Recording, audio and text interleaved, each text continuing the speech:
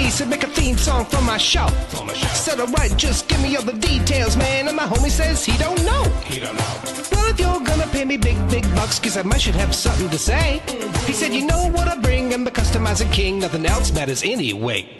So is he gonna have guests? I don't know. Is he gonna go live? I don't know. What time will it be? What will you see? I'm pretty much in the dark, but I can guarantee he'll be customizing action figures, getting paint all on his fingers. It's Art by Ackerman.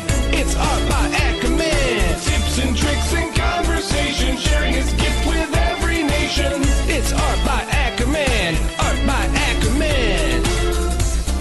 You best get ready, cause now it's time for Art by Ackerman.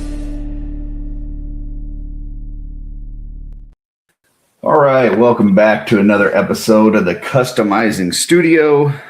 This is where we paint each week and, doing some other stuff. Some people are on here sculpting. Some people are doing dios. Some people are working on jackets. You never know what's going to happen. So I have got Kyle and Patricia here with me. Kyle, how you doing, sir? I'm doing pretty good. How about you guys? Not too bad. Patricia, how you doing? I'm good. Awesome. Let's see. We've got some people filing in. First, we've got Darla Ackerman. I know her. She's not up here, though. She's downstairs. We've got Ty here. Welcome. We've got Terrence in the chat. Welcome, sir. And we've got Carlos of Badass Reviews here. Says, what's up, gang? What's up, Carlos? Carlos has a Kickstarter starting soon. I believe middle of September here. We got From the Realm. If you're into vampires or just kind of creepy, cool action figures, check that one out. You can go, the page is set up so you can go and hit the notify and you'll get the alert when it goes live. So let's see what we've got going today. I will go ahead and kick us off. Let me begin myself. So yesterday I was working on a bunch of stuff on the Mod Squad. So I did finish these rings on these fingers. Pretty happy with how those came out. So there's the open hand. Here's the gripping hand. So wasn't sure quite how that was going to work, but I feel pretty good about those. Finished this skirt piece, just kind of darkening up where the silver accents were on the mesh there. Finished the bracers. Just these were Valak bracers, so they were shiny and had a lot of like brown and purple and stuff, but now it's just matte black with just some buckles. And then paint matched the loin piece to match the arms, which are here. So I feel like got a pretty good match on that. And then let's see. So that's what I had yesterday. Today, as I drop things on the floor, I am working on these boots again. I was dremeling the holes to fit these little gems in here. So got these gems to use for the eyes, and I feel like I've got the holes where they need to be now. So I'm going to go ahead and glue these eyes in, and then I will prime this again before painting it. So that's kind of what I'm working on those. The skeleton head went back and did some liquid green stuff yesterday. I might have to add a little bit more in there. There's just some of this down here is a little flat, and I want to kind of add some like hair details. I could try to Dremel it. We'll see. I'm going to try something, either Dremeling or add some more liquid green stuff. Working on the guitar here. Smooth some of this out. I'm going to do some little bit of sanding right here, and then I might be ready to reprime this and start painting it.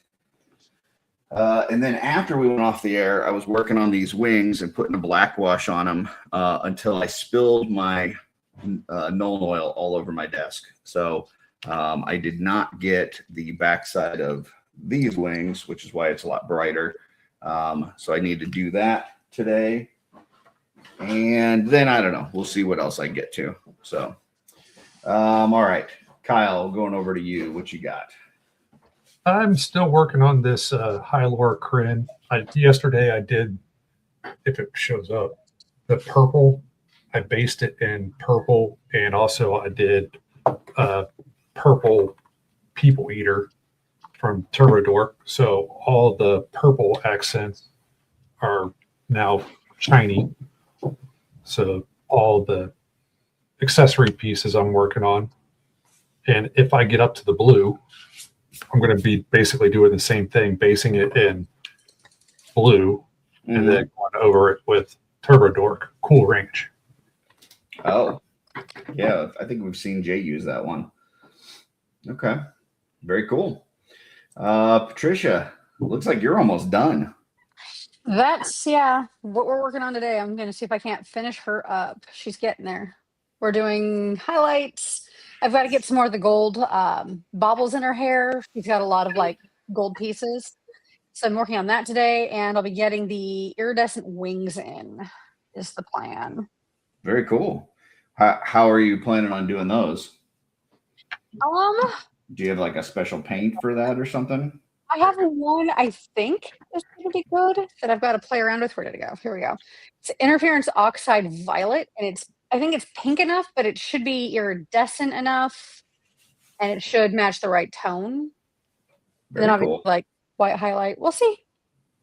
Hoping for the best. I'm going to mix this with a fabric medium because obviously straight acrylic, like you can do that on denim, but it won't last as long as all of the ones that are actually like this guy here who's made for textile. So Do you even like clear coat it when you're done or something? How do you like seal it to make sure that it lasts a while? Oh, you heat set it. Oh, okay. So what is it? I have to iron it for like 30 minutes. Oh, okay. And that just kind of locks it in place. Exactly. Yeah. So these are all like the high majority of what I use are actual textile paints that are made to be used this way. And that's the directions you heat sink them into the material when you're done. And then I also, when I'm using like a regular acrylic, I've got the Liquitex fabric medium. And this one you don't have to heat set, but it doesn't hurt if you do. So yeah, that way it can actually, these can be washed. Obviously if you wash it and tumble dry it all the time, you'll eventually get like some weathering and aging and cracking over time. Right. But like I recommend spot cleaning, but then if you have to wash it, you can. If you have to dry it, you can. But if you can air dry, I recommend it. So like if you wanted to use like a gentle cycle and then hang it out to dry or something. That'd be best. Okay. Very cool. Yeah, but you could if you were in a hurry, you actually could throw it in the dryer if you had to. And just the more often you do that, the more likely you'll have some natural like weathering and aging that'll happen to the image, which also can look cool. It's a matter of your taste. Very cool. Awesome. We had a few more people jump in the chat. Mike V says, woohoo, I made it. Now I got something to listen to while painting. Well, Mike, I'll do you one better. I just added you to our YouTube chat on Messenger. And if you want, you can come hang out with us. So you just got to click that link and pop in. It is best if you do it on a computer. If you do it on a phone, you're going to maybe have some mixed results. You can try opening a Chrome window and doing the link in that. Sometimes that'll help, but mixed results on a phone. But the link is out there in that chat if you're interested in joining us. Carlos says, love those hands. Well, thank you, sir. I appreciate that. That is for our Hall of Heroes project that we're working on. So we've got a little bit more to do on that, but we're getting close. So. And Jay is here. He says, if you just started, I'll hop on in a bit. Yes, we did just start about 9 minutes ago. And then Hayes is here and he says, howdy, howdy, howdy. 3 howdies. So howdy. Yeah, howdy. Howdy, yeah. All right. I'm going to have to do a little bit of dremeling, but I'm using my Fantic, so it shouldn't be too loud. Just a slight buzzing. FYI. And let me know if anything goes weird on your end. I actually did upgrade my setup today. After the problems yesterday, my husband got involved, and now I have a laptop and a camera. So it should all work better today. You should be great. He upgraded. Yeah, he upgraded. Yeah, I don't know that I can recall anybody ever having problems that I've seen, unless StreamYard's just down or something, if they've got a computer and camera. So you should be good. Woohoo!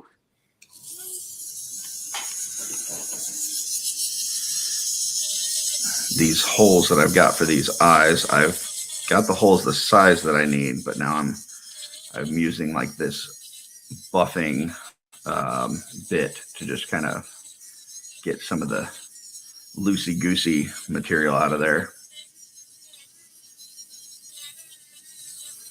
before I prime it.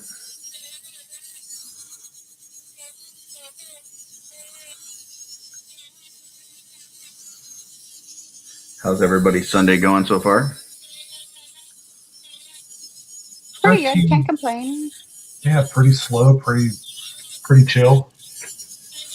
Nice. I had to get up early this morning. We had a Legion's Quest that we did, so that should be dropping, I believe, tomorrow. So we had to get up to fight a vampire and a frost ogre, I believe. So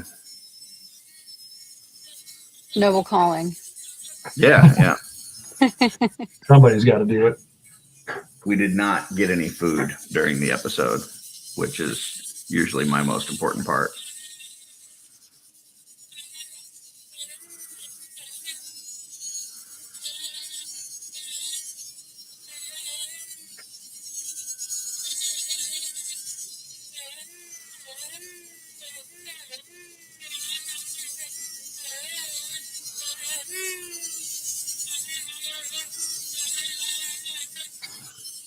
We were offered some food, but it wasn't the kind that my character likes. So yeah.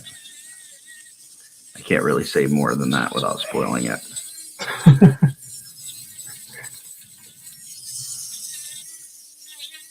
But you can find that over on a Legion's Quest channel on YouTube. I haven't checked that one out yet. Yeah, that's where Joe is our DM, and then it's me, Jesse, Trevor, Nate, and Bill from Dork Lair. And we're doing a D&D campaign set in the world of Mythos. It's not really the RPG game per se, but it does have, it's based in that world. So we'll just say that. Fun. I'm sure it will Yeah. eventually be the RPG game. Yeah, well, on that channel, we've also got our playtest episodes that we did of the actual Mythic role-playing game. So yeah, we will do some of that on that channel as well. And then last year we got to play live at Legion's Con, and we'll be doing that again this year. So that'll be cool. That will be fun, yeah. Pickle D popped in, says good morning. Then he says, I mean, hello. Yeah, because for him, it's not morning. And well, actually, for none of us, it's morning, I don't think. So It's actually still morning here. is it? You got another That's like only 40 minutes? 11-ish. Yep, exactly. Gotcha.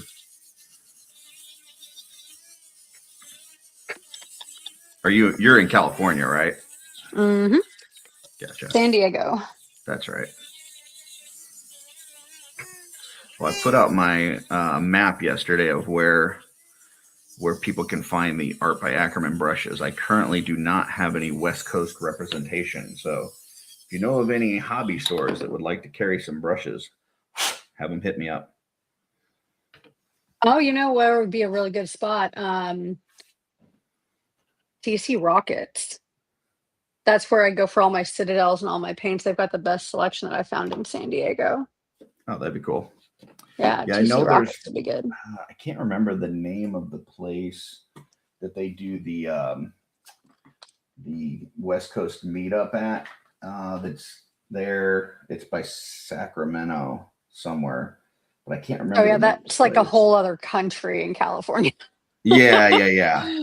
I just know that where they do the meetup is like a gaming store, and they have like I think it's like a customizing night of the week where Oh, that'd be a great spot. Yeah.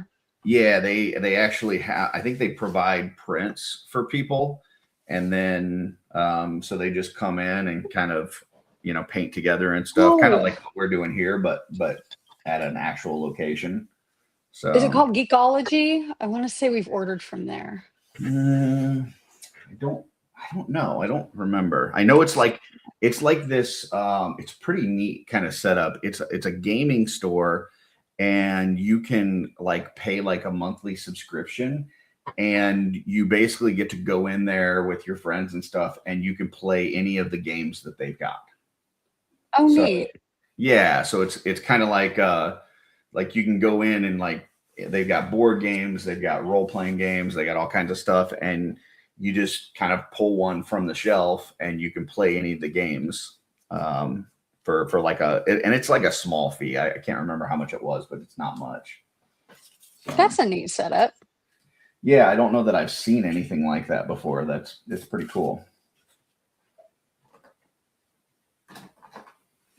There's a store down in Louisville, Kentucky that does board games plus there's a toy store. It's called Miso Games. Mm. You could reach out to them and see if they'd be willing to pick up your brushes. Well, now here comes Jay, and he says, "My friend Jason runs that." Well, help a brother out, man. Tell them they need some brushes, buddy. Come on, leaving me hanging. Yeah, I think it's. Oh God, I can't remember because the guy does it. He has like a 3D print shop, and he sells on eBay and stuff.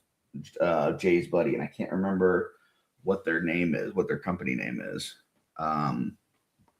He'll throw it in the chat here in a second, I'm sure. So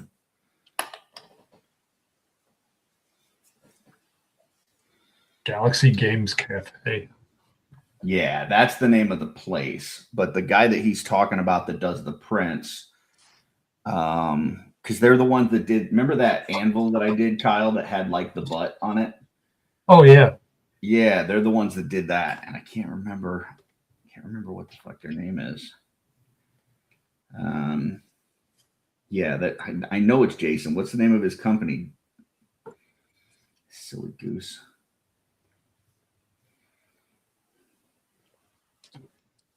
Because they do some like weird stuff. One per case. That's it. That is the one. That's the one I was talking about. Yeah, it was the first time I'd ever seen an anvil with a butt. So I'm sorry, what? yeah, it's like a mimic anvil. So it's got a mouth and feet and a butt. Fun. Yeah. Okay, Yeah. that's awesome. Mike says, yeah, awesome. When stores do that, local game store does a $10 table rental, and then you can basically play anything you want, whether you bring it or use their demos. Yeah, that's kind of what it is. But I don't know if they do like a one-time fee that you can pay, or when I was there, that I saw that they had it was like a monthly, like you became a member basically. So, Jason is it Albright? Is his name in the Cabal? Yeah, I was looking for the one per case because he's got a bunch of stuff on eBay that's really cool too. So, all right, time to glue these eyes in. I can't keep Jay. You're distracting me. If you want to talk, you need to get in here so that I can keep working. Well, also, I just remembered that store in Louisville is a Four Horsemen retailer, so your name would be. Oh, nice. That's cool. I know there's one that Tanya goes to as well in North Carolina that does something like that, where they have like a customizing night. So that would probably be a good one too. So I am filling retailer orders. So if anybody knows of a place like that does like a customizing night or something, and would like to have some brushes, have them hit me up. But so far I just talked to Chubbsy yesterday, so he's going to carry the brushes in New Jersey. I got Steve Mank in Illinois, but he also does like a lot of shows up and down the Midwest, so he'll have them at those. Terrence is down in Florida with the Creative Realms, and he's going to be bringing it to a few shows that they're doing. I've got Ginger Kid Collectibles in Georgia, Kevin Box Toys in Texas, and then obviously Wolf King Customs, which I believe their site is down right now until October. But they obviously carry them as well. So there you go. That's where everybody can get my brushes currently, or you can just reach out to me. But it's nice at those retailers because, like, if you're buying other stuff like 3D printed parts or action figures or whatever, you could just like throw them in your cart with it. So Yeah.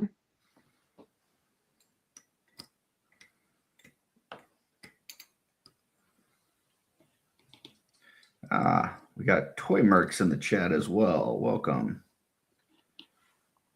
They do an excellent magazine. If you guys haven't seen it or picked it up yet, Legions magazine is awesome. They've got 4 issues out so far, and really cool. Features a lot of toy photography from the community, which is neat to kind of see, folks that are doing that stuff have their pictures in a physical media. It's pretty awesome.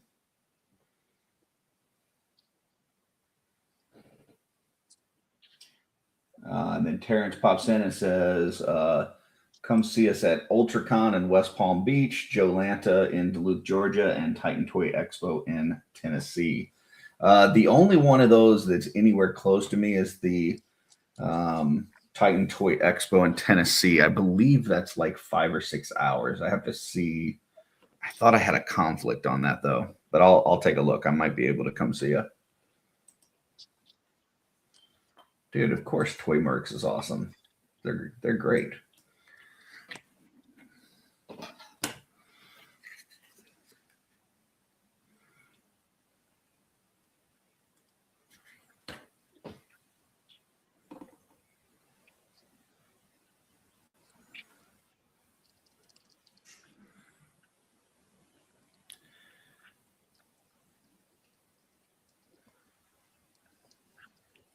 Anytime that anybody is doing stuff to bring awareness to creative folks in our community, I absolutely love that. And Legions magazine does an excellent job of that. So check it out. You can get it from legionsmagazine.com and get it directly from them.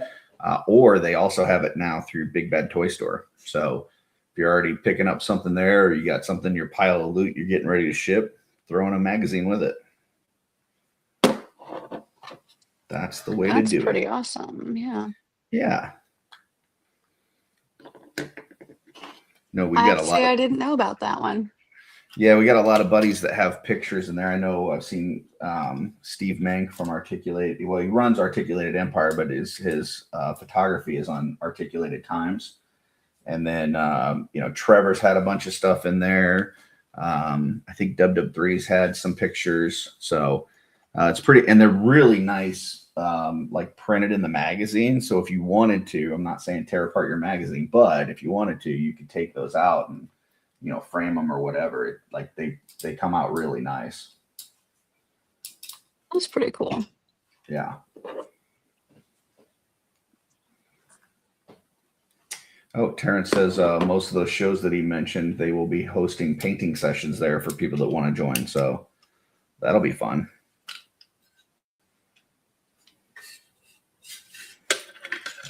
They have to paint with a specific brand of brushes. Yeah.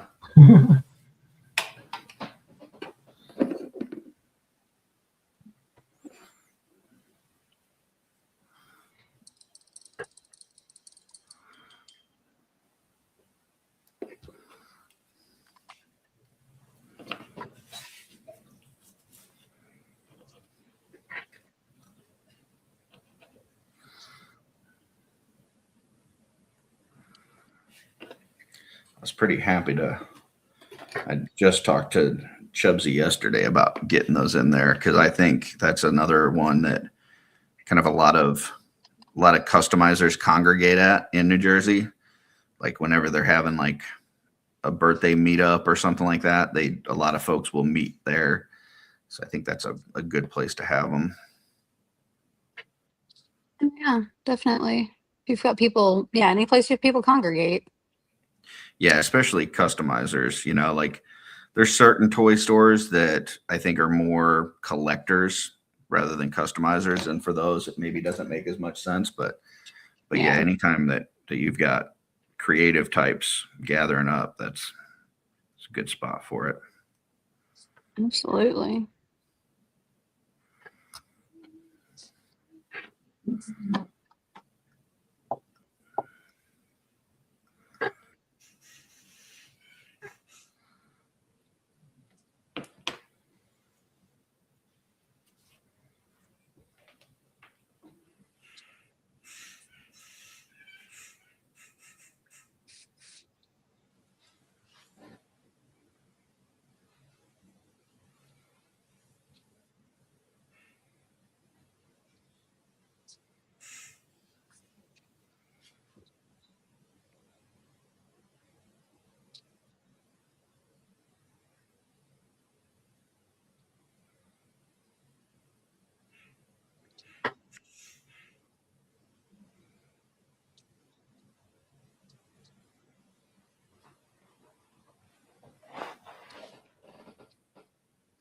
All right, Curtis. Did you get a chance to watch Knights of Badassdom? I've got it on my list, and I did see it was on, I think, Tubi, but I have not had a chance to watch it. It's been kind of a busy weekend for me. Gotcha. You do have to But get to I that do one. have It's it a on my good list to one. watch for sure. Yeah, I think I got like it's pretty 20 hilarious. minutes left on it. Okay, what do you think of it so far? It's honestly not that bad. It's dumb fun. It is in the most ridiculous way. Yeah, it's kind of like it's a thing that you wouldn't see Peter Dinklage portraying or acting in, but he I does. feel like he's friends with these guys. Like, it's the only reason why he did this. Yeah,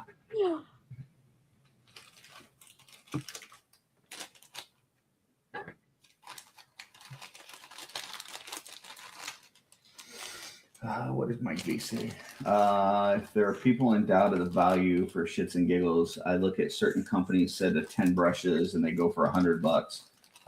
At least 2 brushes we as Mythic customizers would never use. Yeah, I mean, I when I put this, well, I initially put the first set together because a lot of the brush sets that I were finding that were recommended by you people on YouTube were really more for miniature painting.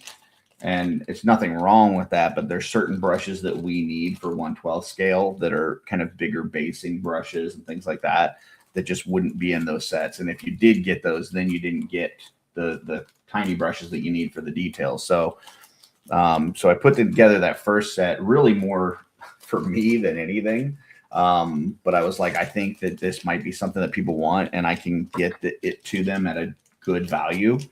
And then after that first round went out, I took all the feedback that I got, especially from the artist at Four Horsemen Studios, which, you know, they are all using those brushes, which is just truly an honor to have that.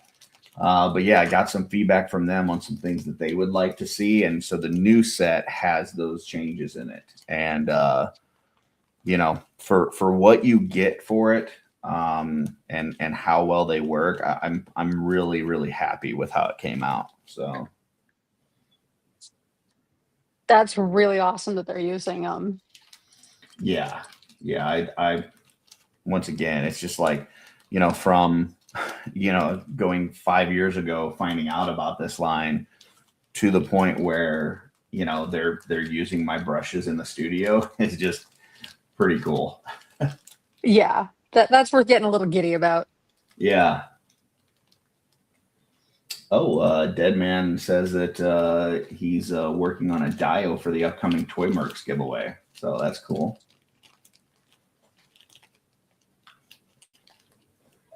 Well, if you ever are working on something and you want to pop in here with us, let me know. I'll shoot you the link. So, yes, Pickle D, that is correct. They are ergonomic. They are the only brushes out on the market that are ergonomic. So, for those that don't know, that was a misspelling on the first set of brushes that we went and kept for the second set because people liked it. so they are the only ones out there that currently are ergonomic. It's a customizing term, and if you don't know it, you might not be a customizer. So very fun. Yeah. And no, the one brush is not broken. The funny part is, like, you know, I am not a great reader. Obviously, I've got my new Curtis Reed series that I'm learning and growing. But the initial wording for the box art for the first one, I sent it to kind of the two smartest readers I know, which is you know, and one's a former teacher, one's a current teacher, which is Tanya and Bill from Dorklayer, and neither one of them caught it. So yeah, feel like if I could slide it by two teachers, then everybody else should be okay with it. So Well, yeah. That's pretty sound logic. Yeah. They gave me other feedback. It wasn't like they just, you know, blew me off. Like, they looked at it and they gave me some other feedback and I made some changes, but neither one of them caught the misspelling on ergonomic, and thus became the legend of the ergonomic brushes. It's very important that your brushes are ergonomic. Yeah, for sure. I mean, if you've got two sets of brushes and everything else is equal, but one of them is ergonomic and the other one's not, which one are you going with? You know? Well, you've got to go ergonomic. Yeah. For sure.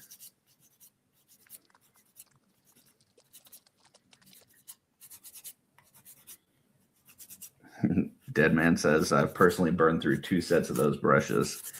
Yeah, I've used my fair share as well.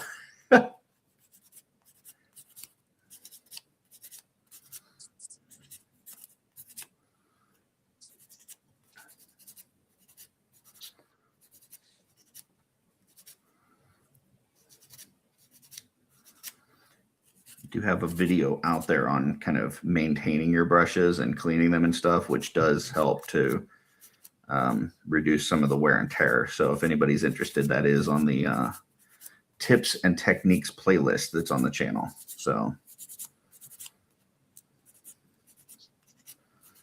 It's actually very helpful. I have painted in all kinds of mediums and painted pretty much my whole life. And I want to say that's probably the first video I actually watched just on brush care. And I'm like, oh yeah, I do all kinds of things that would make Curtis cringe.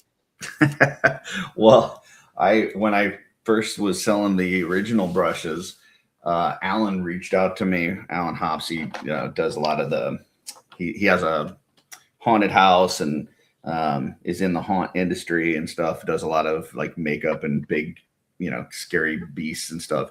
And he bought 3 sets of brushes, and he told me, he's like, I'm specifically buying 3 sets of brushes because I'm terrible with brushes and I will just leave them in a thing of water for like weeks on end. And and he showed me some of the brushes that he was using, and it was like nightmare fuel. So yeah.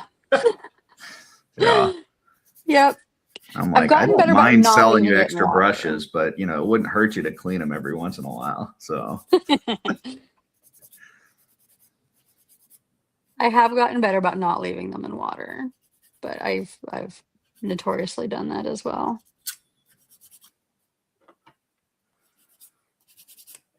No, I get stuff under the metal all the time. that's like the number about one that. thing. Like, yeah, you want to try to make sure you're getting it on the tip of the brush and not into the metal part, because that'll ruin it faster than anything else. Uh-huh. Especially Yeah, dry about brushes. that. Like dry brushes, you really want to try to, you know, because with other brushes, a lot of times you use them and you clean them almost right afterwards. But with dry brushes, because you're trying not to introduce a bunch of water to it, you try to use it until you're done doing all the dry brushing. And so it sits there and gets a little caked on. And Yeah. so yeah, on those, if you let it get into the metal part, like, it's really going to screw those up real quick. Oh yeah. And then you have like this thick clay in the back. Sometimes it adds extra, texture depending on your process. There you go. Lemons into lemonade. Yep. Well, that's just how you end up with the good brushes and the bad brushes and the other brushes. Mm-hmm. I have like 4 or 5 things of brushes, and I don't use all of them. But if I'm going to do something really heinous, go for the bad brushes, not the good brushes.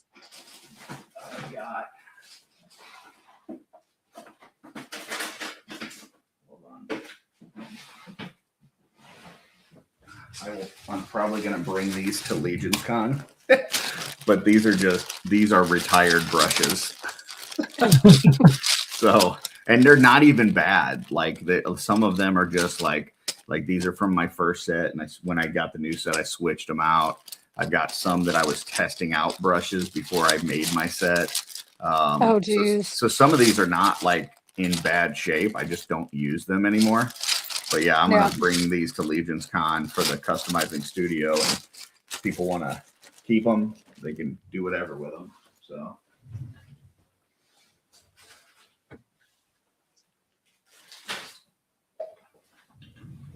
My thing is like if I get one hair out of place, that's it. You're done.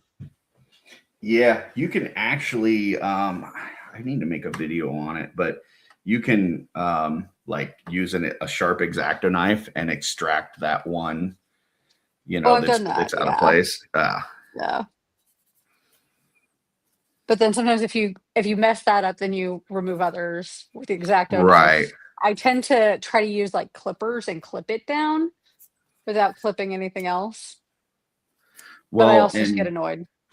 There's also 2 methods. One I've tried, one I haven't tried. The one is you take like a flame, like a butane lighter, and you like do it like on a piece of metal, like an X-Acto knife, and you get your brush, you wetten it a little bit, and you kind of twirl the end of it on that hot metal, and it will shape those bristles back into place. And then the other method that I've seen online, but I've not tried yet, is you boil some water, and while the water is boiling, you put your brush in there and kind of do the same kind of thing. Like you twirl it against the bottom of the pot. And apparently that will bring it back to a point. So I need to try that one because it, like when I've seen videos on it, it's like they'll take a brush that is completely crap, like it is destroyed, and they will put it in this boiling water. And when they pull it out, it's like a brand new brush. And I'm like, wow, that is ridiculous. Wouldn't it matter what the bristles are made out of though? Like that might work better with like a synthetic that's susceptible to heat. But if you've got like a boar's hair or something, like I don't know if that would do. Yeah, maybe. Of course, I'm not buying boar's hair brushes because I do shitty things to them, but yeah, I've seen some good things with it, but I haven't tried it, so I can't say for certain. But yeah, I definitely want to try that one out. Yeah, that would be something. Mike says, "What's your go-to size brush that you love using the most?" I find it's the flat number 1. Yeah, any of the wider ones. So the angle ones I like using a lot. And then the flat one as well. So any of those I really use a lot for base coating. And then when it comes to details, it just depends on what I'm doing. But I think I like for the smaller details, I like the 3/0. I use a lot. It's not the smallest, but it's not the biggest. It's kind of a good in between. But yeah, the 3/0 probably does most of my work, if I had to guess.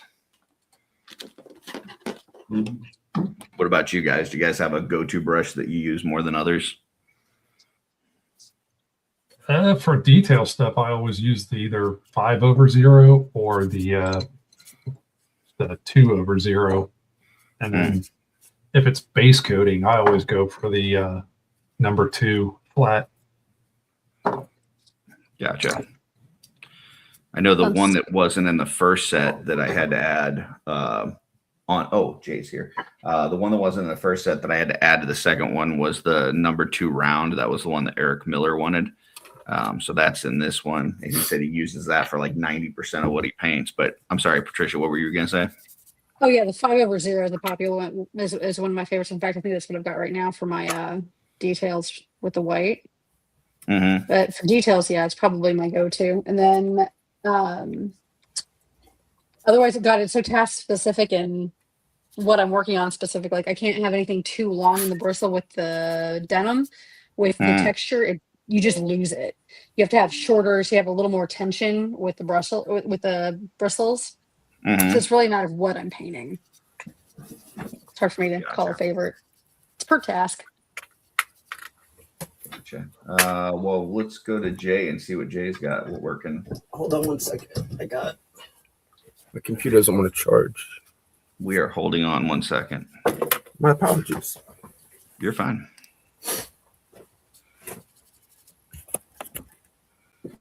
I don't know how to do it. Hey, how's everybody doing? We're doing excellent. How are you? I'm good. I haven't been up for very long, quite frankly. I was supposed to do something with my daughter today, but then she slept late, so I slept late. So here I am.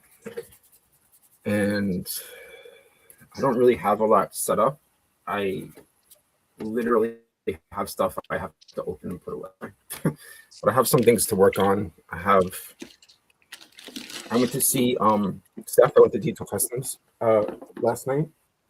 I had a bunch of stuff from him that I got to put away and or like organize. And I just got a new Turbo Dork shipment that I got to organize.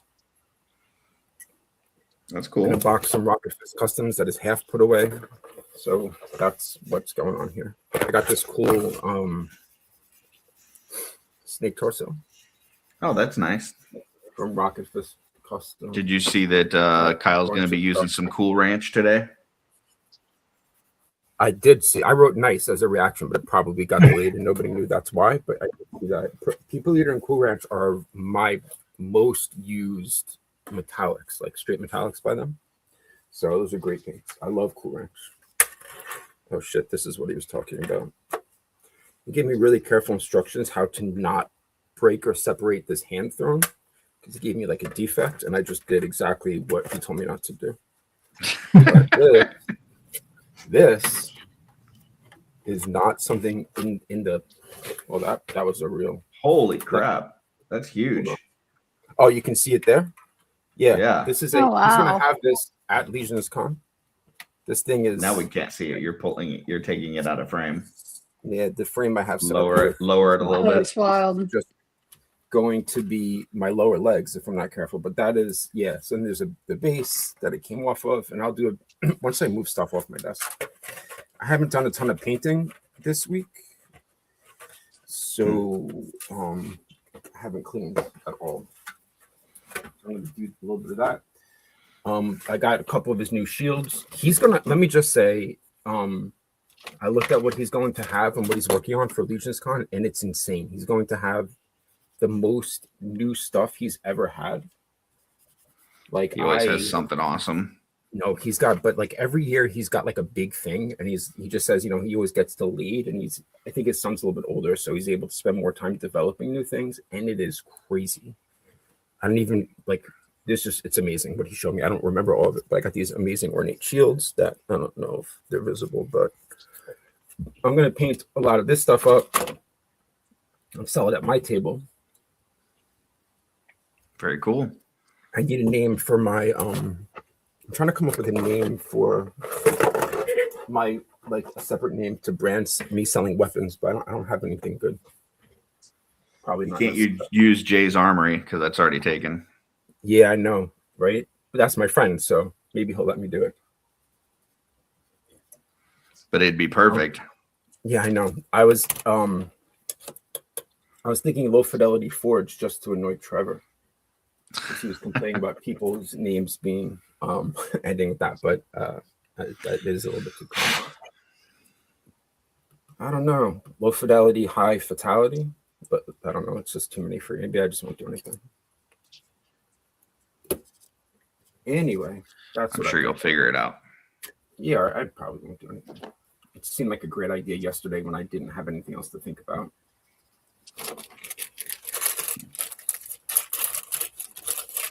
So Yeah, it sounds like Stefan's going to be doing something with Chubsy here soon. yes, he has that first or second week of next month, right? Yeah, I don't know. I just yeah, it's like the middle of September because that's what another friend of mine was there talking with Chubsy yesterday and had kind of talked to him about the brushes. And Chubsy hit me up and he said, "Yeah, I've got something." He said, "Stefan's coming out. We got a thing going on middle of September, and I think it would be perfect timing to have your brushes here too." And I was like, "Hey, that sounds great." So Yeah, I'm not sure what the event is, but yeah, he said that he's got something with Steph coming up. He said they've done something before, and I wanted to go, and I don't remember why I couldn't. It was like a birthday. Actually, it was my daughter's birthday. That's why I couldn't. But I've never been to that store, and I have wanted to for a long time. So I'm stoked to go. Do I still have this? Okay, I moved the camera so it's not just like on my legs. That's good. Nobody needs Chubsy's to- is awesome. So yeah, I'm gonna try to go to that. But last time Steph just had a setup of all the stuff he was like, like making and selling. I don't remember who else was there though. It was pretty neat though. You're pretty neat. Thank you. That's not true. Look at my desk. I meant neat as in like cool, I know. I just wanted to. I thought that was a funny. more than like orderly and clean because you're definitely not that. No, I'm not. I also have these. Although your paint rack looks nice. Thank you. Yeah. These are the things that I have to have very specifically organized. It all has to be by color, and otherwise I'll go crazy looking at it. But I'm pretty happy with my newest one is my contrast one, and it looks pretty good. oh yeah, it looks great. When I'm not putting it on my desk and spilling them all over, then here's my SoFlats now, You got to get one of those things that hold them like the ring. and then my metallics, and then I also got my like glue and shit like that in there. So I have nothing other. There's one of these exactly the same behind where the computer is that's got other colors, and my pro acryl and my washes, and then over here is, you can't see it, but I'm touching it in the maybe that's where all of my speed paint is. nice. Like too much speed paint. Gina said, well, first you had Terrence. Well, hold on, let me go back. Hayes said everyone should have Forge in their name. That's not true. Terrence said lo-fi realm of weapons. That's a mouthful. Not very yeah. catchy. And Gina said Jay's realm, which that's not bad. I feel like they're getting at something specific there. And then she said Jay's Forge realm. Now that's getting a little too crazy. Yeah. I just wanted to go with low fidelity, high lethality, or high High fatality. I kind of like that one. one of the two, but it's just like that doesn't really mean anything on its own.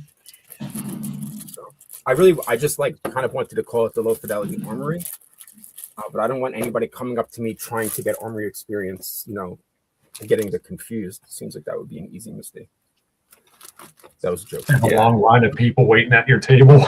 Right. What about like lo-fi weaponry? Yeah, that's good. I was thinking about shortening it to. I mean, we've just there's just been so much conversation about it since I brought it up that it's starting to feel overwhelming and unnecessary. We'll see. We'll see. I got most of the stuff I have to paint requires airbrushing. So. Oh, nice. Pickle D said, my wife and I are planning to switch the living room with the office so we have more space for our projects. That's a great idea. That's More space for activities. Exactly. Yeah, ask your wife if she wants to put your beds on top of each other so you have more room. That joke is only funny if he's like one of those older couples where they have two separate beds. I wasn't sure what to say. when you said that because I didn't. I don't think wanna people do that get much into anybody's anymore, but private that life. used to be like I don't a think that's huge as popular thing. as it used to be. Yeah. Yeah, like you'd Well, I watch remember like the- old TV shows, and like every couple had that. That was Well, have because you heard the of term that was like a sleep censorship divorce? thing. The term what? Sleep divorce. There are a No. lot of couples out there, I guess, where they like everything else is fine, but they have separate true. bedrooms and somebody just visits somebody when they want to. But otherwise, they Mhm. have separate, complete bedrooms. It's called sleep divorce. Apparently, it's a thing. It's a thing also when somebody is a very loud snorer. From what I understand. That'll do it. sounds Yeah. very- That's exactly what very sparks common. these things. Yeah, That sounds but, to me um, like a in step the in the 60s, they direction of just did real it. divorce. So It was just because Yeah, of see, I would censorship. never They do weren't- that either. Yeah. yeah, I know a couple of couples that do it and they swear they're fine, but I'm like, really? Okay. Yeah. I mean, I wouldn't swing either, but some people are into that. So Exactly. you know, I don't. Yeah, I don't know. To each their own, I guess. But yeah, that's not like when I'm traveling and stuff. Like I sleep like shit, just like not having Darla next to me. Like I can't imagine like choosing to do that on a regular basis. That would be weird. Yeah. Same. I have one of those I like to gigantic, sleep like next to the they call it hoodie. a husband pillow. I'm just kidding. I was kidding. But I did have an ex-girlfriend who had one of those in her room. I think it was really funny. That was called a husband pillow. All right. I mean, hey, it Did it doesn't have it? snore. Did it have an anime girl on it? I had for a long time my dog just slept in bed with me, and that was actually really uncomfortable. So That was like the one rule that Darla had when we got our dog was it doesn't No dogs in bed? sleep in our bed. It doesn't even get in our bed. So that was a rule, but I had a pointer mix, and I had her when I was before Sophie's mom and I got divorced, and that was supposed to be the rule, and also not encounters. But then we found out pointers are easily trained, and we didn't train her well. But it is almost impossible for them to be trained, or it's difficult. We weren't great at training to begin with to get them to not want to be on soft surfaces. There's something about the breed that just craves being on soft surfaces, and like dog beds aren't enough. And she was a terrible sleeper, slept upside down. I guess all dogs do that. Yeah, our dog is definitely in the bed. Zeppelin has his own bed on the bed. And when that's not good enough, he's literally under the covers, pressed up against one of us, and one of us gets to curve around him, and he takes turns. Yep. It's Yeah. his bed, we're just there. Yeah. I love There's dogs. not a lot of shit that I could imagine Darla losing her mind over. Like if we went to Legion's Con and we came back and found out the kids threw a party here or broke something or whatever. Like left the freezer door open and all the food was like I can't imagine any of that causing her to be upset, like super upset. But if she found out that the kids left the dog on the bed, she would lose her fucking mind. Wow. Yeah, Interesting. that's a no-go.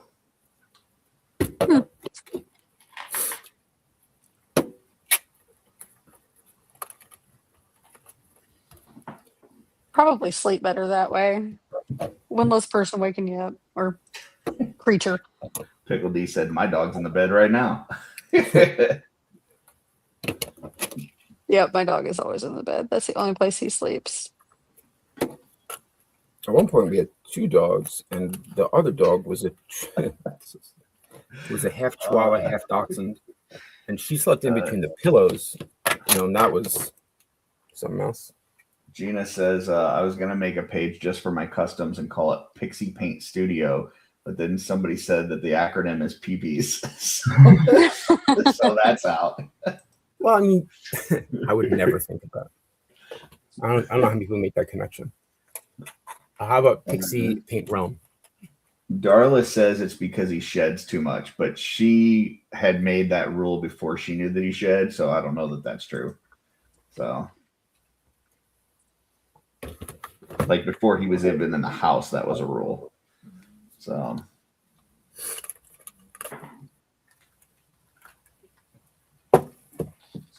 Hey guys, I'm almost ready to paint. I'm not cleaning up anymore. I'm gonna mute myself because I gotta use the heat gun. I'll be right back.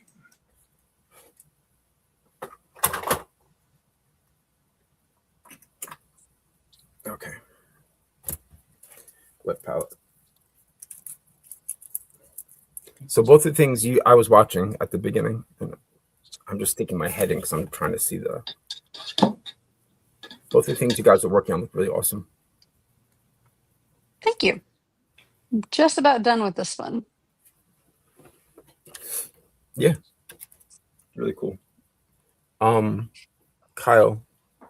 Yeah. What are you doing when you hand paint? All that is hand painted, the Turbo Dork, right? Yeah. First, I based it in Pro Acrylic deep purple. If it shows up. That's pretty And cool. I then don't have that. I was told to get same- that color.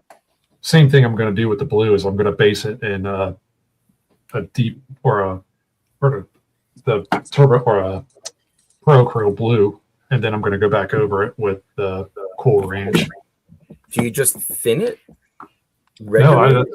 Or out of the just bottle? put it on the wet palette and go straight from the wet palette. Oh. It is kind of thick. It doesn't look it still No, dries kind of glossy. yeah, it's kind of a pain. Because like I use their medium, which I just always run out of. But the guy told me that you shouldn't use water because it separates the pigments, but I've never experienced that. Wait a minute. You run out of this medium? What? You run out of this medium? Well, I have 2 bottles that I'm about to run out of. Dude, this is like the biggest bottle of medium I've ever seen in my life. How the fuck do you run out of this? This will last me 2 lifetimes. Dude, He airbrushes. When you're I airbrushing, airbrush. It's in all of my bottles. Every time I open, like I have all of my paint for airbrushing is in a bottle like this big. Yeah. And once I go through a bottle, I have to put a new bottle of Turbo Dork in, which is generally a whole bottle. And then the ratio of this to paint is fairly high. That's crazy, man. So- I think that I could paint for 4 lifetimes and never go through this bottle. Yeah, but you don't paint in almost all, like this is not, so I should say like I have a fear of running out, right? Because this is almost half full, but this is here for my hand painting and there's one over there for the airbrush and that one I'm almost out of. But You also could say I that's haven't half bought a new empty. one in a while. Also, like, you know, you use a lot of that if you airbrush. When I do. I've airbrushed in the past, yeah, the amount of thinning you have to use is insane. Yeah, that stuff's like water. It goes, yeah. Yeah, and it's like, you know, I get their paints for free, so it's not really like I feel just more comfortable having a backup because I use it all the time. He keeps like, asking for more medium and they're like, "Are you drinking it or No, I just place orders. I just place orders online. But I mean, I have like 4 different full customs that I'm working on that are completely head to toe in Turbo Dork. And just finished 2 here. This guy. This is the Turbo Dwarf. the Turbo Dwarf?" Oh, I love that. That is awesome. This is it's funny because I posted Oh, that's great. I posted this in the Kings of the Mountain, which is Mhm. actually a Turbo Dork dwarf, and somebody said it's the I think Kirby said that's the Turbo Dwarf, and I was like, damn it, Kirby, this is the Turbo Dwarf. I wasn't going to say it yet, Mhm. but that's part of Kirby. my series of cosmic House of the Noble Bear, which has currently 2 members, Gotcha. which I have a Neve done, which is she's upstairs, I think now. She is pink and cosmic and has an arm cannon. I think I posted that on She Instagram does. actually today. Now that I'm thinking about it, that went up today. His brushes and pink.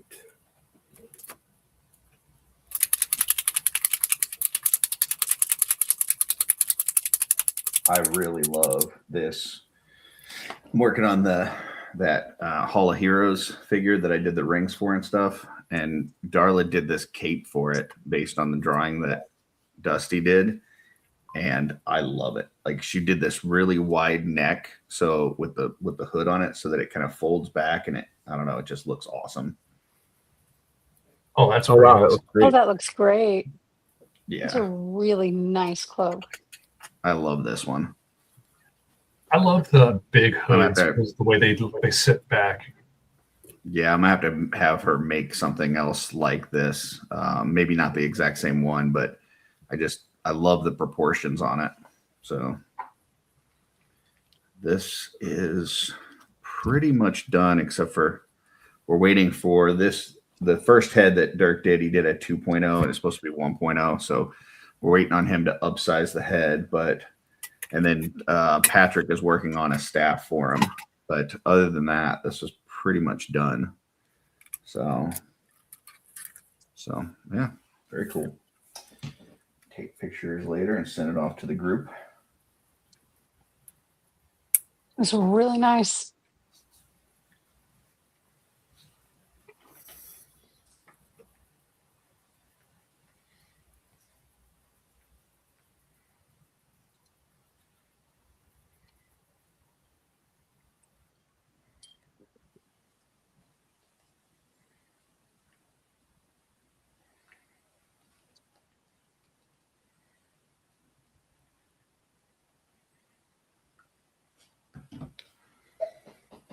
All right, these need to be I know there was primed. somebody in that group that had really been like a big Sir Valgard, right, fan. Was one of the people that have been paying tribute to. Am I right, or did I miss something there? There's not the one that we're doing, but yes, there's one. Sir Valgard was after a member of the community, I believe. Oh, Hold on, okay. let me see. I just thought that there was somebody who's really in like that was his favorite character, and there was something about. Oh yeah. That was Justin Johnson's favorite character was Valgard.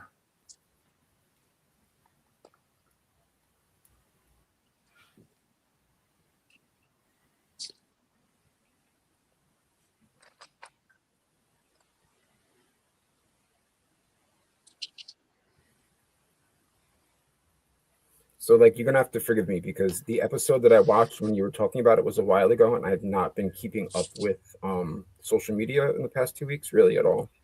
Just in general, kind of just been spaced out from it this summer. But you're making a custom that's a tribute to one of the people who passed away. Correct. Yes. And where does that go? To a family member? Yeah, his mom had reached out to Four Horsemen to see if they would do a figure for her. She was fully prepared to, pay for it and everything. Yeah. And it's right, just, I remember. yeah. So Jeremy connected me with her, and then I put together a group to kind of work on it. And so, yeah, so it's for her. Okay. So, but That's we're not kind of specifically working on it being as a done for community every single project. person that's a hero, right? What's that? That's not specifically being done for every person that is like. No, this is specifically for this gentleman Eric that passed away, and for his mom, Marilyn. That was, I guess, kind of my. But the question I was getting- idea with the Hall of Heroes, the group, was for other people to start taking on those projects and kind of do that same thing. Like, get a group together that we're friends with, Brad Jimenez or with Ralph Mouse or something, and go, hey, we want to do the same kind of thing, and kind of go from there. So we'll see if it takes off, but that's kind of the idea. I had a Valgard and I don't have it anymore that I made, but if I have those parts, and I was thinking if that's something that was needed, I might be able to recreate something along the lines of what I had done, which was like a statue, but I don't know. I also don't know many people working on that. I don't know anybody personally that had passed away in the Cabal because I don't know a ton of people in the Cabal to begin with. Or I shouldn't say that. I'm new to the Cabal, so is what I mean to say. Yeah, understood. I'm picking up what you're putting down. But if that's something I can do and it's needed, I'll work on it after Legion's gone.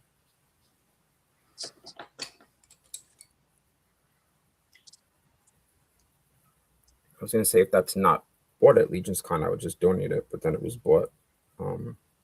It's actually bought by Koki for G's birthday, which I couldn't go to yesterday, which sucked because I need new tires. It sounded like they had a great time.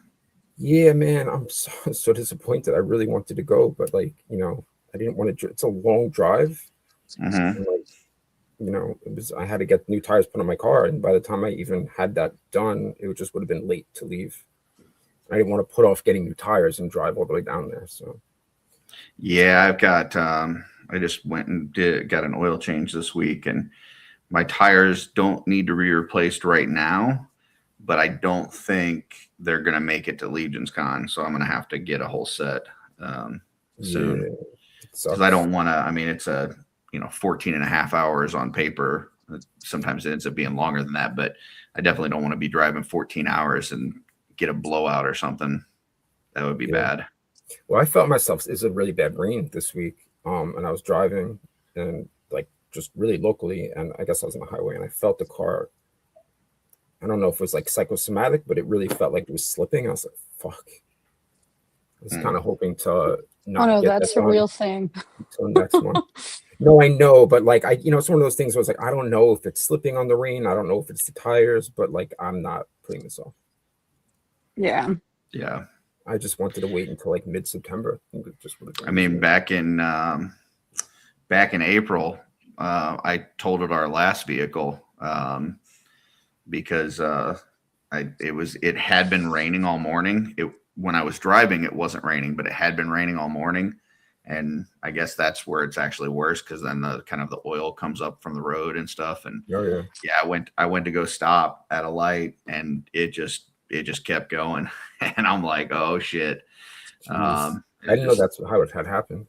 That's scary. And I just slammed there was a Jeep in front of me. The funny part was like the front of the car hit like where the tire is on the back of a Jeep.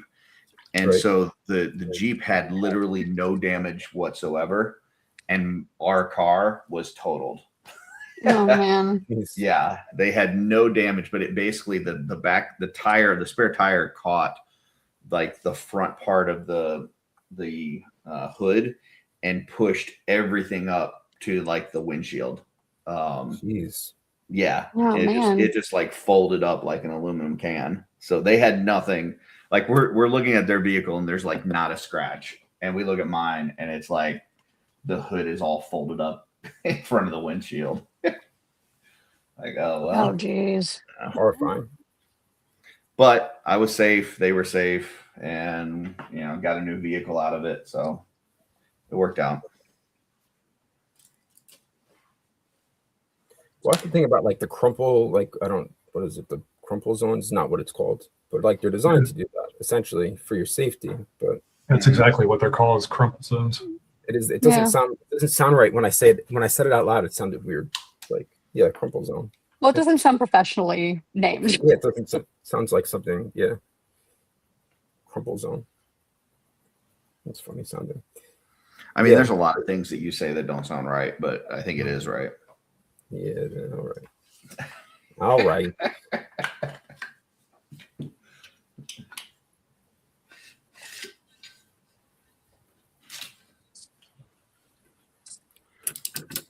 Finally buckled and got like magnifying painting goggles, and they're really incredibly useful and very strange to get used to. I can't stand those things. That's why I didn't have them for so long, but the hunching over the light wasn't enough. Yeah. My nearsightedness with like my contacts is just so much worse.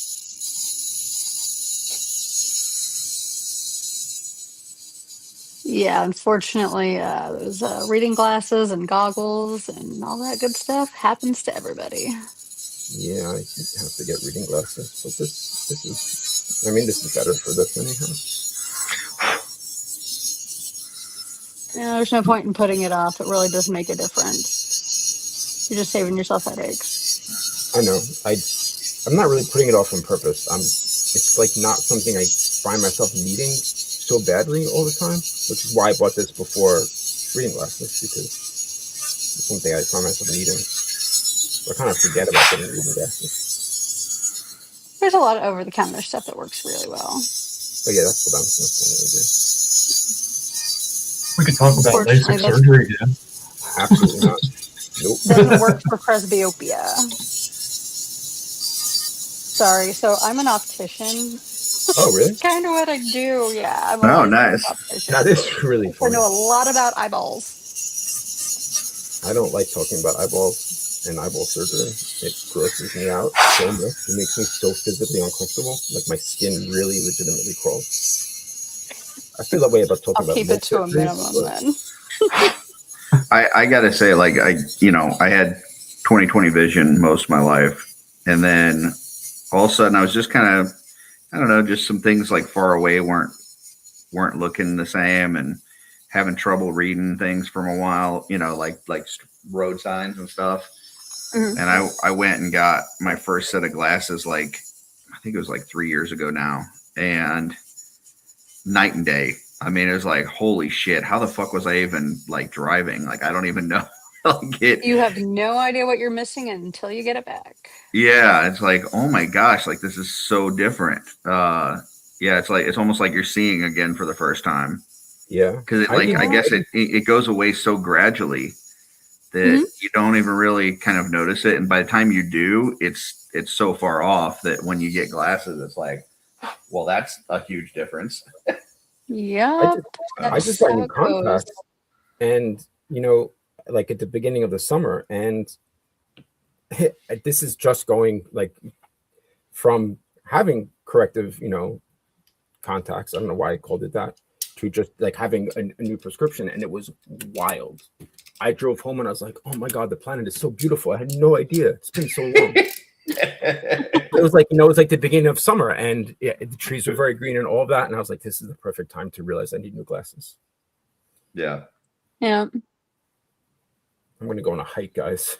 It was like I don't know who the guys was that I just said it then, but like in my head, I was like, I should go to a hike. I'm going to go on a hike and look at things, and I'm going to go to the beach. And I can't. Well, and then Everything's this, sharp again. Yeah. so I got my first set of glasses, like, I think it was like 3 or 4 years ago. And then I think it was 3 years ago. And then this past year, I was like, well, I want to go back and just make sure, because it didn't seem like it was working as well, whatever. And ended up getting bifocals. Oh my God, that changed my life. Like, Your bifocal contacts. dude, it's like, oh my gosh. Yeah, it's like I can see everyone, close, yeah. I can see far, but if something's like a foot away from me, it's like nothing. So I guess you gotta pick your poison. Yeah. They tried to sell me on those the progressive things, but Darla tried those and she absolutely hated them. So How long ago did she try them? I think last year sometime. Okay. She tried them last year and didn't like them. It's a matter of where and what they put her in. Yeah, But there's a lot they of told her, like, technology. you gotta like do it for a certain length of time and your eyes will kind of get used to it. And she did that, but it just never took. And so Yeah. they offered it to me. I was like, just give me the bifocals. Like, I don't care. And I love them. There's a lot of technology in glasses, and there's a lot of different lenses. They are not all equal. Mm-hmm.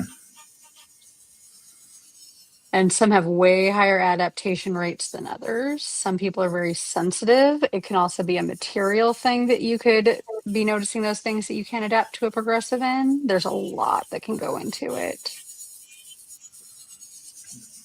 And there are less and Yeah, I less really skilled people in our field, unfortunately. What is progressive? It is basically a lens where you have your distance on top, reading on the bottom, and it blends progressively from one point to the other. So you okay. have Yeah. intermediate, like for computer and things like that. And they're able to get it really wide viewing areas and really smooth. So that it's more like before you needed reading glasses. Mm-hmm. And they're called progressives. Yeah, that's why, like mine, like I can see really well up close. I can see really well far away, but there's like this midpoint that's not good. The progressives would fix that, but Exactly. I was like, I'm all right. I'm all right with the bifocals. So.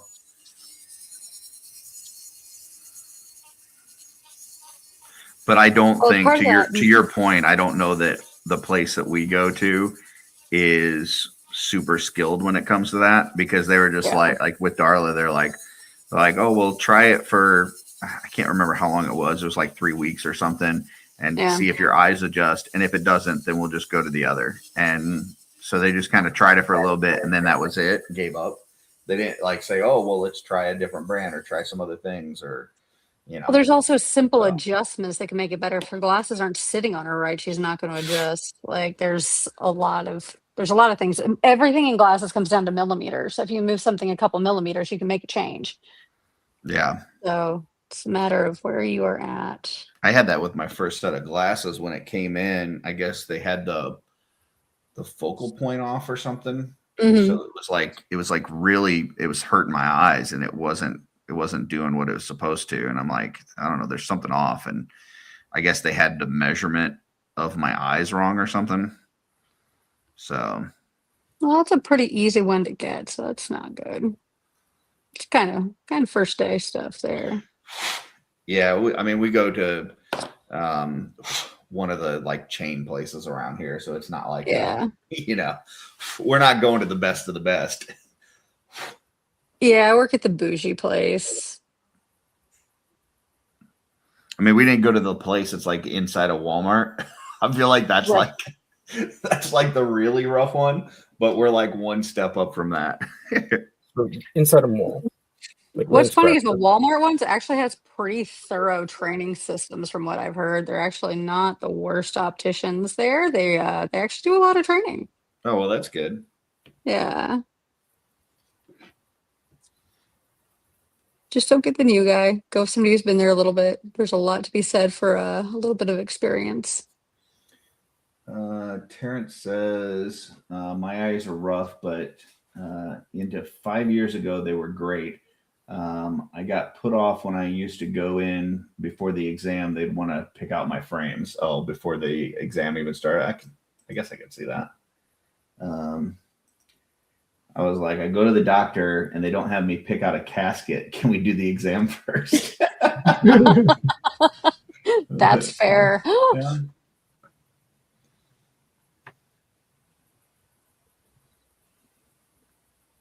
Yeah, see, everybody, I have to say a lot of people pre-shop where we're at, but that's because we're kind of like an eyeglass destination. We only sell handmade independent eyewear. Wow. So people like search us out. Yeah, they're not coming to you to see if they need glasses. They're coming to you to get glasses. Yeah, they're coming to us to get glasses that are like limited numbers, like haven't been made all over the world. Like, yeah. Oh, wow. That's how I like to buy my vinyl. You can actually we actually sell a line of glasses called Vinylize, and the front is recycled vinyl record. That's crazy. Yeah, handmade in Budapest. There's all kinds of fun stuff out there. Yeah, I got a pretty fancy set of frames, wide guys. So, pretty bougie. I go with whatever my insurance covers, and that's it. And I just, stare at every single. And that is okay too, especially if you're a big contact lens wearer. As long as you have backup glasses, your optician's happy. Yeah. I wouldn't. I would spend a lot more time thinking about it if I didn't wear contacts all the time. Yeah. Because I will admit my glasses are ridiculous.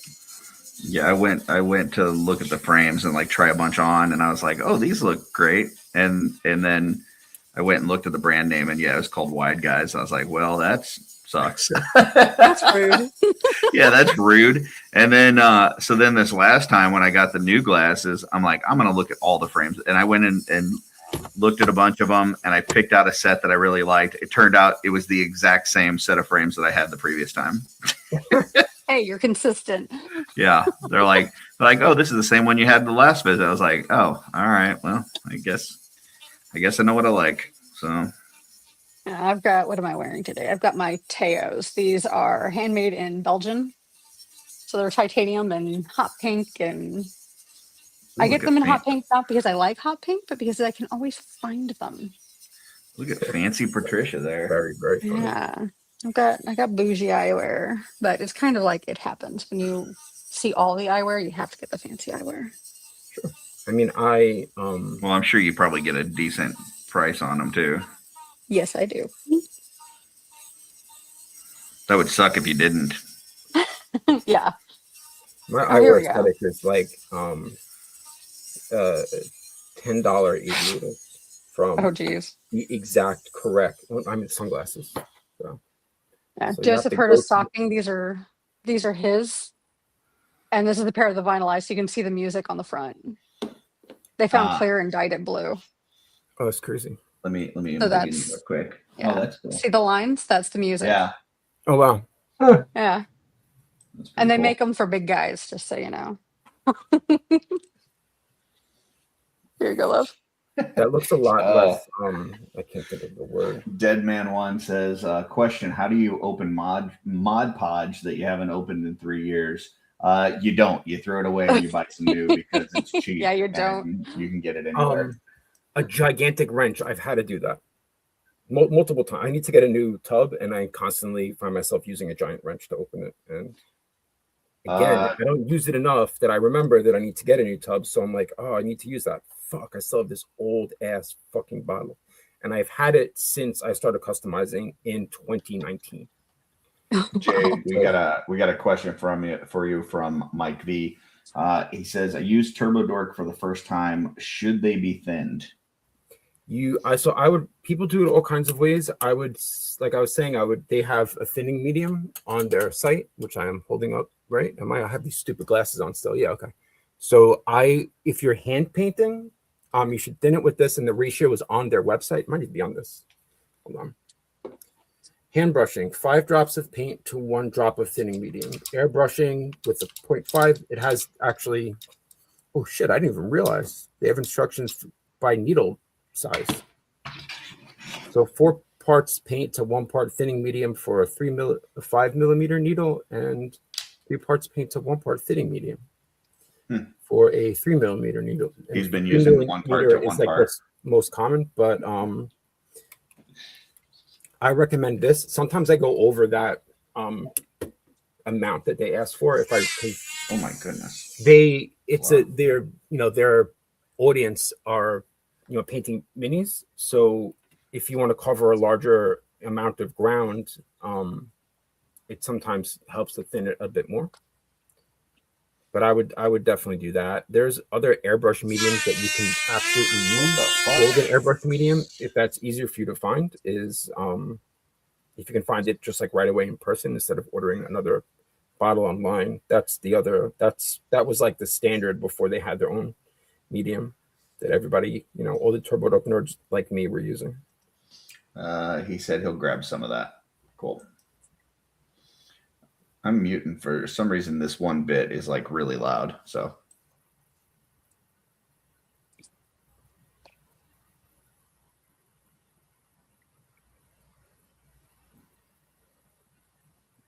I'm breaking a personal rule today, and I don't know why I don't know why I made this a rule. Like, I didn't make it on purpose. I've just never really thought to do it. And just painting acrylic over parts of something I painted in Turbo Dork and just leaving it acrylic rather than going back and making it another metallic. Let's see how that works.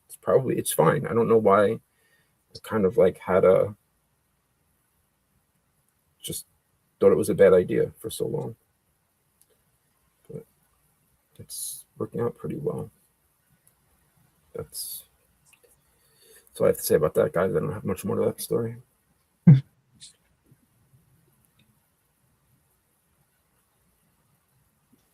Could you use Turbo Dork thinning medium for other material, like Yes. other paint products?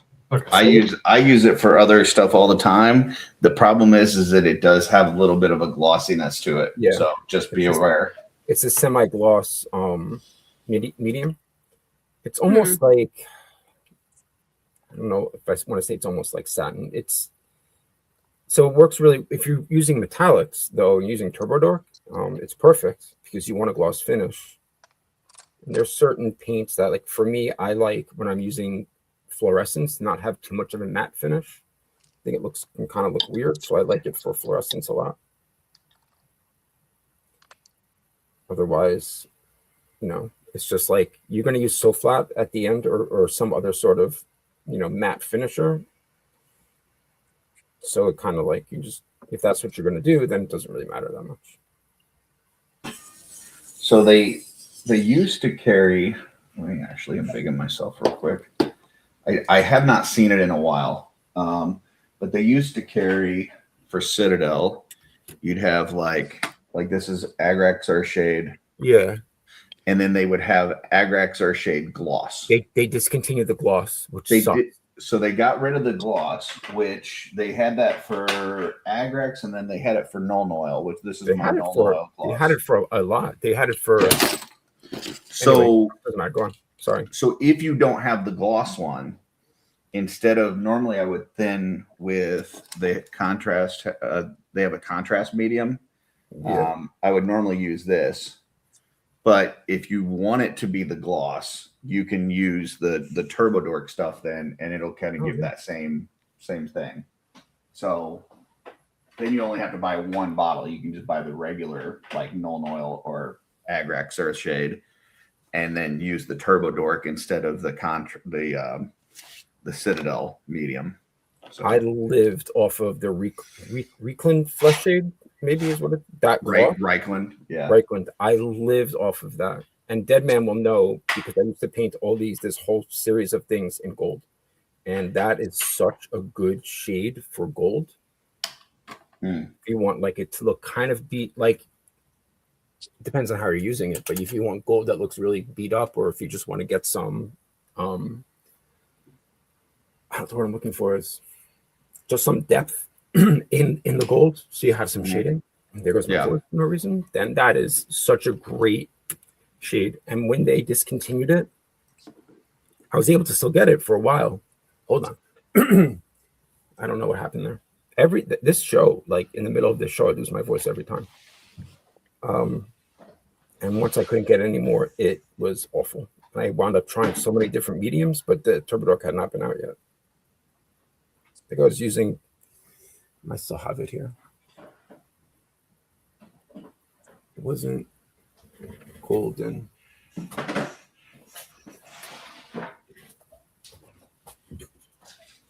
Liquitex medium. It's also pretty good, but really thick.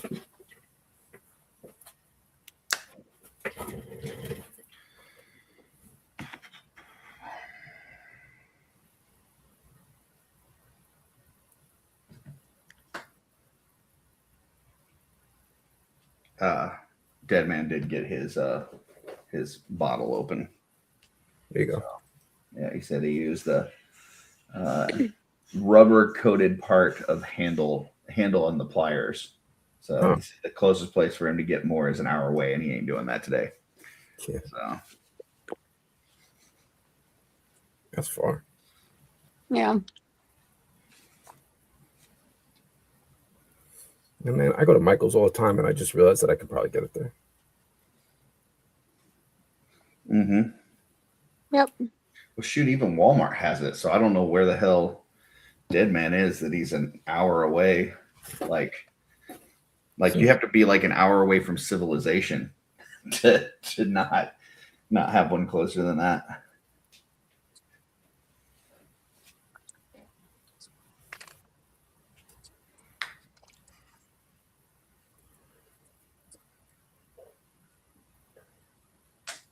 I was doing a travel toy trip one time, and I normally look to see like, how many GameStops are around and stuff.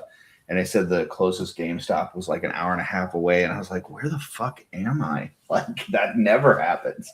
There's usually like 4 around me. They keep closing them out here.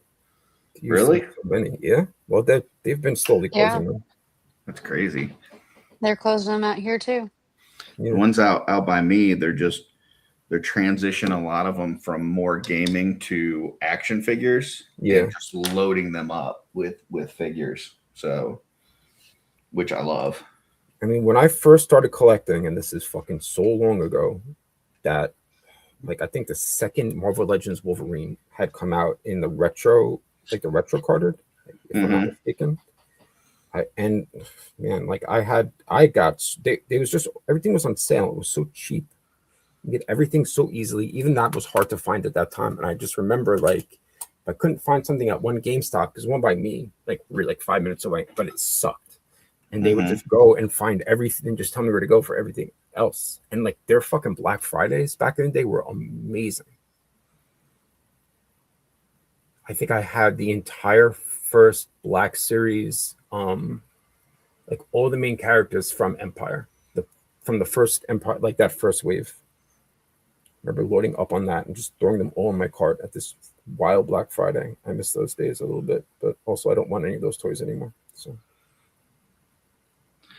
there's no other place that you could go to and have that sort of like a Black Friday sale. Right. So. Completely off subject, but a few weeks ago, my daughter was over here and she was telling Darla about how like she had some issues with her car where the check engine light was on, and then she had to take it in and get it serviced. And they thought it was one thing, and they charged her like $400, and then that wasn't it. Then they thought it was a different thing, and they charged her like another $400 or $500. And so she finally got to the point where she was telling Darla, "Oh, I think they finally fixed it because it hasn't been on in a few days." And then she went outside, and immediately it popped on. And so I just told her like, there's certain things you just don't fucking talk about, even if they're going well, because that's the moment that you're gonna jinx it. Yeah.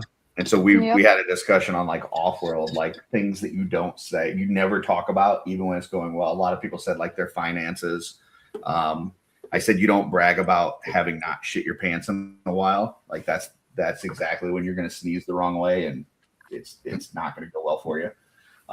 But yesterday I had another one of those, which was like, you have days where like shit just goes wrong when you're painting. Like no matter what you do, you keep making mistakes and you just got to like leave it.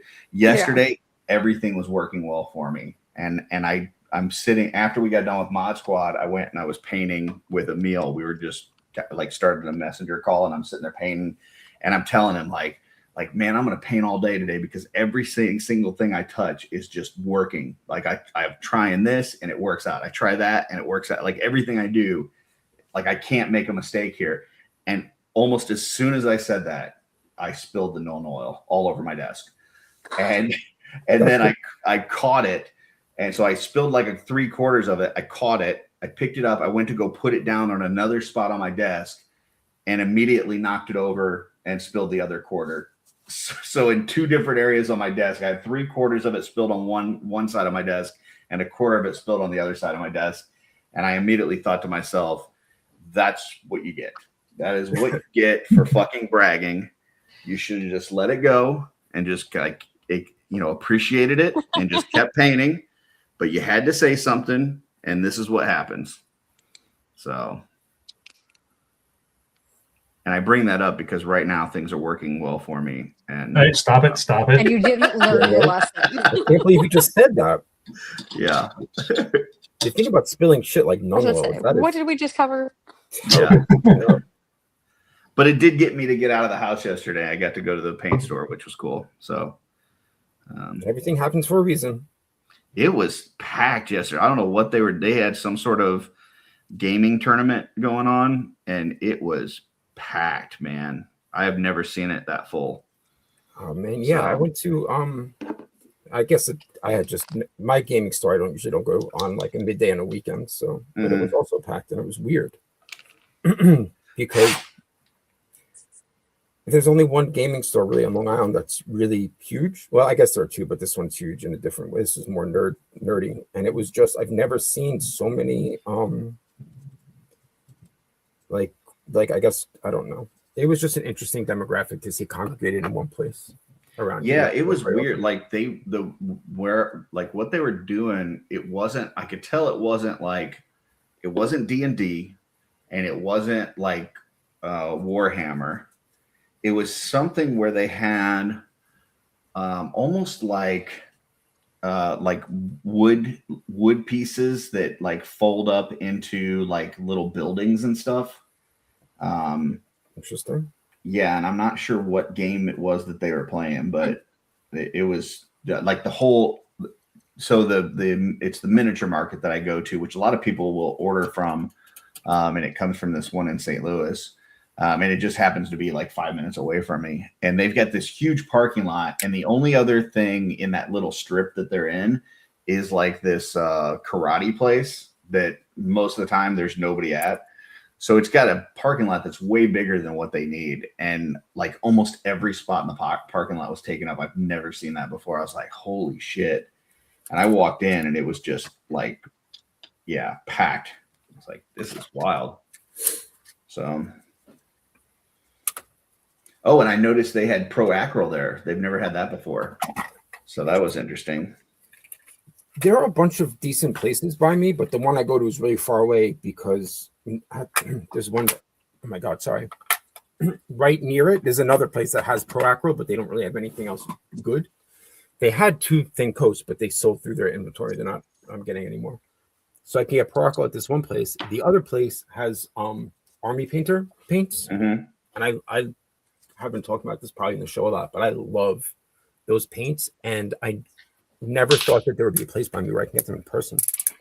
I did pick up these, which I'm interested to try, which are Yep, I got those too. Speed paint markers. I got the gold and silver, I think. What is this one? Oh, I like their silver a lot, but I have the regular paint. Polished silver. So Hoplite gold and polished silver. So yeah, the Hoplite gold is really nice for something that you paint like that's essentially very matte. yeah, I've never used it. Have you used it for more than just like rivets and stuff? Like what have you used it for? I've used it for like swords, stuff like that. If I want to do, I haven't used it for rivets. I find I don't like using any kind of a contrast paint for anything very small because I just prefer to use like a very dry paint that I can just kind of use the side of a brush to just hit those edges. Gotcha. It's like laziness. I could get better at, or whatever. But I did just pick up this. Which purple is it? Purple Swarm, which is a very dark purple, but kind of still, it's not their darkest purple. And I have Grim Black, and somewhere I also have. Oh, I thought it had a button in the back. It says push it into the cap to load. Yes. If you push it down, you'll ruin it. So top of the cap, you push it down in there until the color goes to the end of the tip, so that the tip doesn't touch anything, and it just like what gets pushed back is kind of like the back end. That makes sense. I'm gonna try that on this axe real quick. The first marker I got, it ruined because I didn't read the instruction. But also, the marker I got, the other one I got that I followed the instructions correctly is Familiar Pink, and really I need these for. I think I'm going to use them more for shading for like musculature and stuff. Mm-hmm. So getting the lightest pink wasn't really helpful. I haven't used it really. Does it like once you push it into the cap? Does it stay in? Because it's not coming back out. Is it supposed to stay like that? I guess. What do you mean? Like I pushed it in there and it like the tip like moved back a little bit and then it didn't come back out. It's like staying that way. That's not. But I also don't see any paint coming. You got it. Well, so it should be like. I don't know if you can see what I'm doing. Let me embiggen you. Hold on a second. So if you can see, like, yeah, I got to push it. Yeah, see, mine didn't come back out. It went in like that, and it just stayed there. Inside of the cap? No, like you see how yours has got like a spring kind of thing? Yeah, that's spring action. Yours is broken. I'm sorry. Oh, well, that's awesome. It's the first one I got. I mean, you could probably mess around and get it to come back out. Maybe try tugging it out by hand. Yeah, I'm gonna see. I got some needle nose here. I was gonna say a wrench. There it is. It just popped out. And maybe it was just kind of stuck. Like there we go. Now it's kind of working. And you just keep doing that to get it to come, like, because it's still white. It's not coming through. Yeah, you got to kind of push it like a bunch of times. Okay. Pump it. Pump it up. Like Reebok pumps. Pump it up like the Jam. Technotronic. Yeah, yeah. Looks like it's slowly coming down. I guess I'm going to use this now because now you've got me working on it. Because I want to start a wait, what's his name? What do I want to do? I want to do a Nanex Vol repaint using TurboDark for the armor, but I also want to repaint the body and have it have like a little bit more definition and like kind of just like dry brushing and shading, I guess. Just highlights and shading. That's why I got this purple. All This is right. almost So I to think the tip. you almost got it. Huh? You almost got it. Yeah, it's almost to the tip. Nice. I am probably going to jump off and leave you guys. I'm officially at that point where I need to stop touching this because I think it might be done, but I need to Oh, stop and nice. stare at it for a while. Can we embiggen you and take a look? Yeah, of course. All right, let's see. Oh yeah. Wow. Very So I think we're there. Let me see if that angle works better with the camera. See her. It's beautiful. I love the Yeah. background that you did too. Yeah, me too. Thanks. I wanted to keep it bright and happy, but also not take too much from her. Mhm. So yeah. Well, and I thought you were gonna do like foresty, and I think that would have been too much green. Like Yeah. the way that you did it, it makes her outfit pop a lot more. So Yeah. I had to kind of go abstract with the foresting. yeah, that's really cool. Yeah. Thank I you. like the colors of the sky, the blend there. Thank you. Very cool. Yeah. So yeah, so I'm going to stop and stare at her for a while, and I think she might be there. Nice. All right, you guys have fun, and I'll catch you later. Yeah, thanks for joining us. Yeah. Yeah, thanks for having me. All right. Good luck with the Man. marker. Thank you. I'm trying it on this axe right or the guitar, and it's actually pretty cool. Nice. I like that. Yeah. All right, you guys take care. Bye. You have a good one. See you.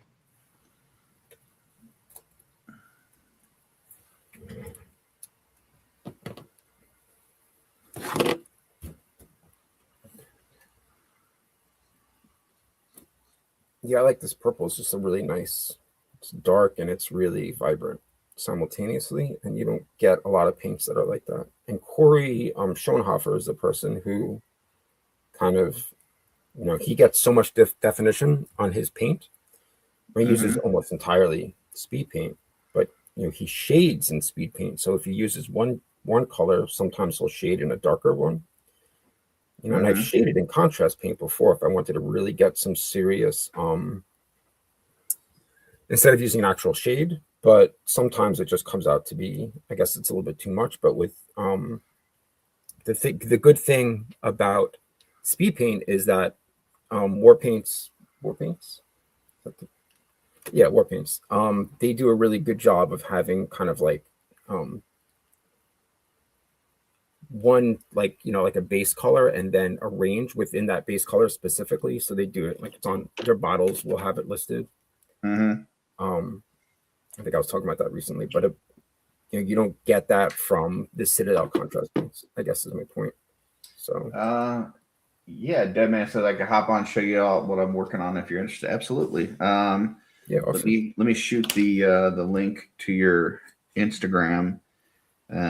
We've got a chat in Messenger. I don't know if you've got Messenger or not, but if you are on Messenger, let me know and I can add you to our group chat. But for now, I'll just shoot the link to your Instagram.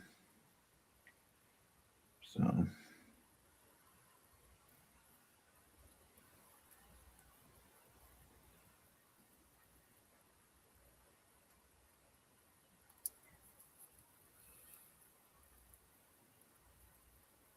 It is on the way.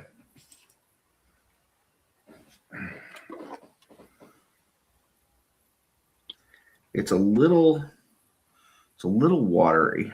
Yeah, it is hard. You got to be careful. It's a little hard to control. Yeah. I was hoping to use it for panel lining, but it's very watery and the tip is not as thin as I would like. What I really want is a good. I mean, I picked it up more for rivets, and I think for that, I think it'll work well. I just don't know about flat surfaces if I'll use it too much. So. Well, I mean, We'll for see. that you can just use the paint. I mean, it's really the same. There's no difference in sometimes you can get a marker from a brand and you can get the actual same paint. Yeah. And there's like kind of a difference in the consistency or a difference in the actual color, or one is more glossy, one is more matte. This is really exactly the same. I gotta say though, I don't want to jinx myself, but I worked on the hair on this, and I was upset with the initial sculpting that I did. Like the lines of the hair looks good. weren't looking good.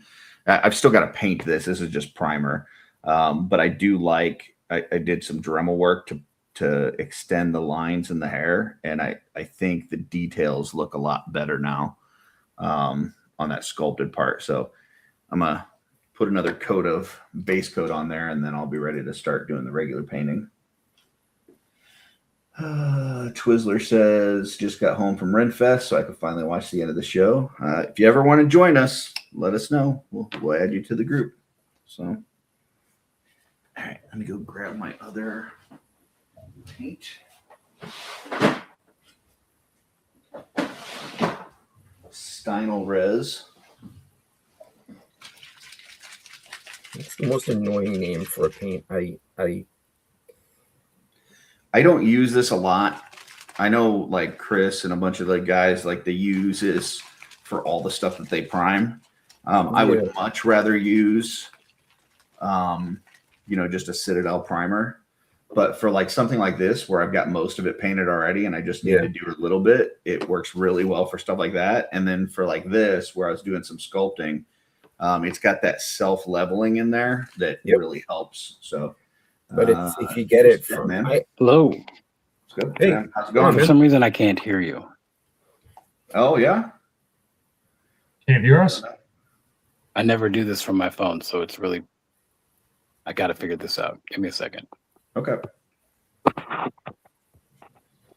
He is working on that, but yeah, for something like this, where I was doing some sculpting and there's some areas that aren't perfect, like the transitions and stuff, the self-leveling of the Stynel Res works really well. Yeah, it's great through the airbrush, but I think you really have to control the amount of air and what needle size you're using, because I think I've had some trouble with it, but Yeah, it's because I was using a 0.5 millimeter and I was using like the PSI you would use for a regular paint. Also, if you get it from Amazon, you're likely to get a fucked up bottle. So just a warning. I don't know how to turn this camera around, so this might be weird, but this is what I'm working on. Let me embiggen you. Oh, nice. Whoa. Ooh, wow. Okay, it's real big. That's cool. What I'm doing right now is I'm finishing up the ground and I'm adding tufts of grass. Wow. To it all. That's awesome. And let's see. You guys are big with Mythic Legions. Let me grab one of those so you can see exactly how big it is. It looks awesome though. So, Yeah. Oh yeah. That's super cool. Oh shit! Wow. Will he fit inside there? Oh yeah, I made sure of it. Oh, I don't want to put him. I don't want to put him down in there because there's glue. No, yeah, for sure. On the bottom. But yeah, this is what I'm working on, and we're going to be giving this away as soon as I'm finished with it. And I've been promising people I'd do that as soon as we hit 500, and we did that last week. So I was like, I better start. I better finish the fuck up. That's the bad part about making promises. You gotta come through on them. Yeah, you got to keep them. Yeah, but I'm pretty good at that. I mean, so yeah. Anyway, Very awesome. I'm gonna let you guys go because I hate doing this on my phone, and if I put it on my computer, I'll just sit there and talk instead of work. So That's no problem, man. Well, we appreciate you jumping in. You have a good one. Thanks for letting me stop in. Later. Yep. See ya. He's a good dude. Yep.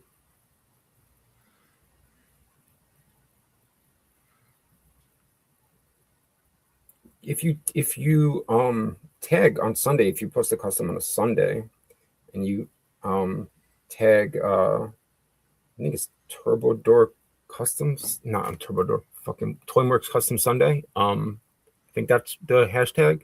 Mm-hmm. they always share it with everybody, so you can get a decent amount of kind of boost your views.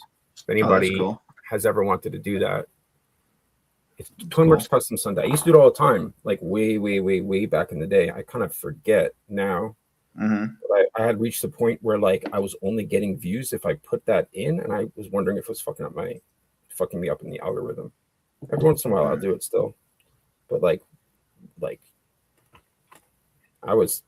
there's a lot of different things they do with like collaborations that I don't know if people in our community are as aware of as they could be. Yeah, they're really big on highlighting others and sharing people's work and stuff, which is really cool.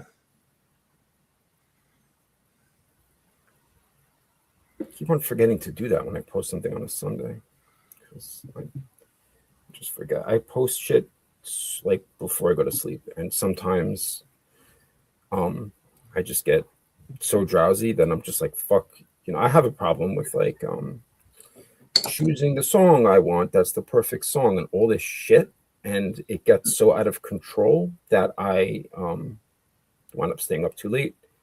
And kind of over analyzing, did I move it around enough during the video to make Curtis seasick?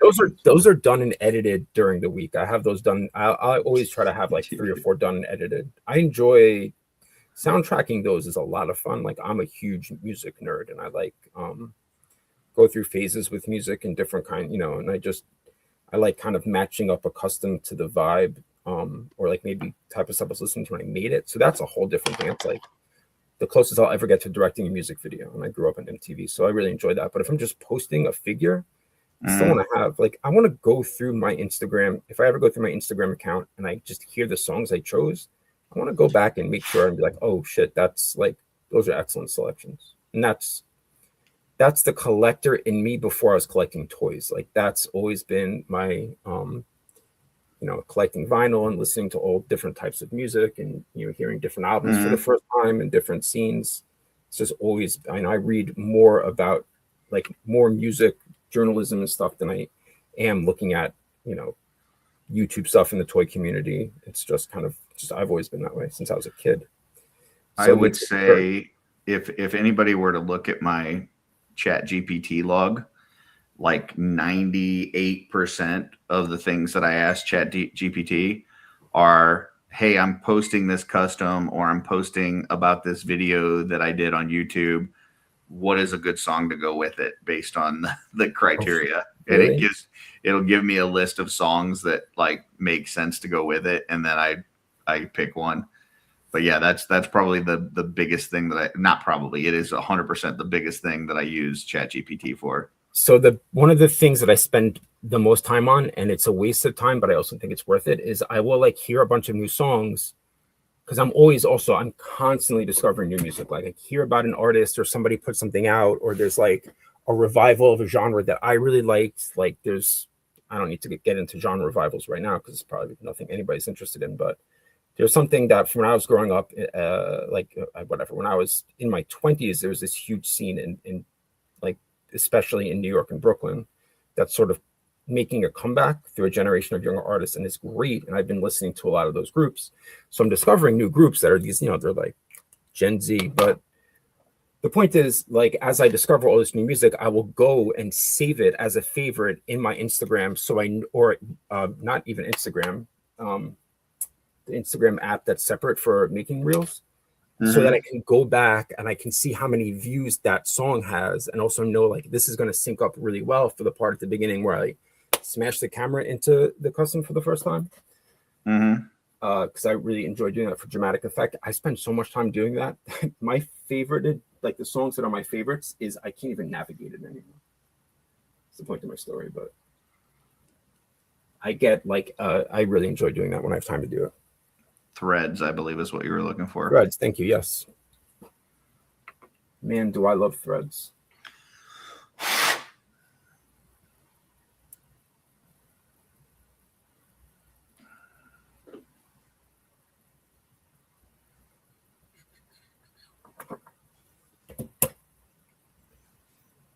You know what? I really like using Speed Paint before, and I just used a marker and it's not very accurate. I got to go back. Is if I have something done in, whoa, almost dropped that and I actually caught it.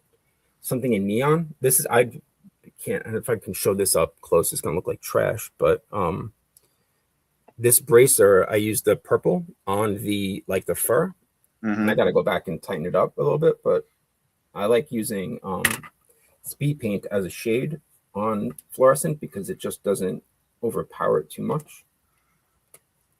That's cool. But if I was to shade something like Turbo Dork, I'd be more likely to use probably Citadel because it's a little bit glossy. And it depends, but there's one guy I know had thin Turbo Dork to the point that he used Turbo Dork as a shade, and I've never done that. It actually looked really good. And you know, like I was saying about water really allegedly messes up the pigment, but I haven't experienced that. And Kyle also is using it like on his wet palette, and he's saying it doesn't mess it up for him either. You know, these. Sure, if you let it sit there for too long, it would mess it up. But I mean, if you're going to use it in one session, I don't see any issue with it. I'm sure it would separate overnight for sure. Yeah, and that happens with some regular paints. And these legs are on fucking the wrong way.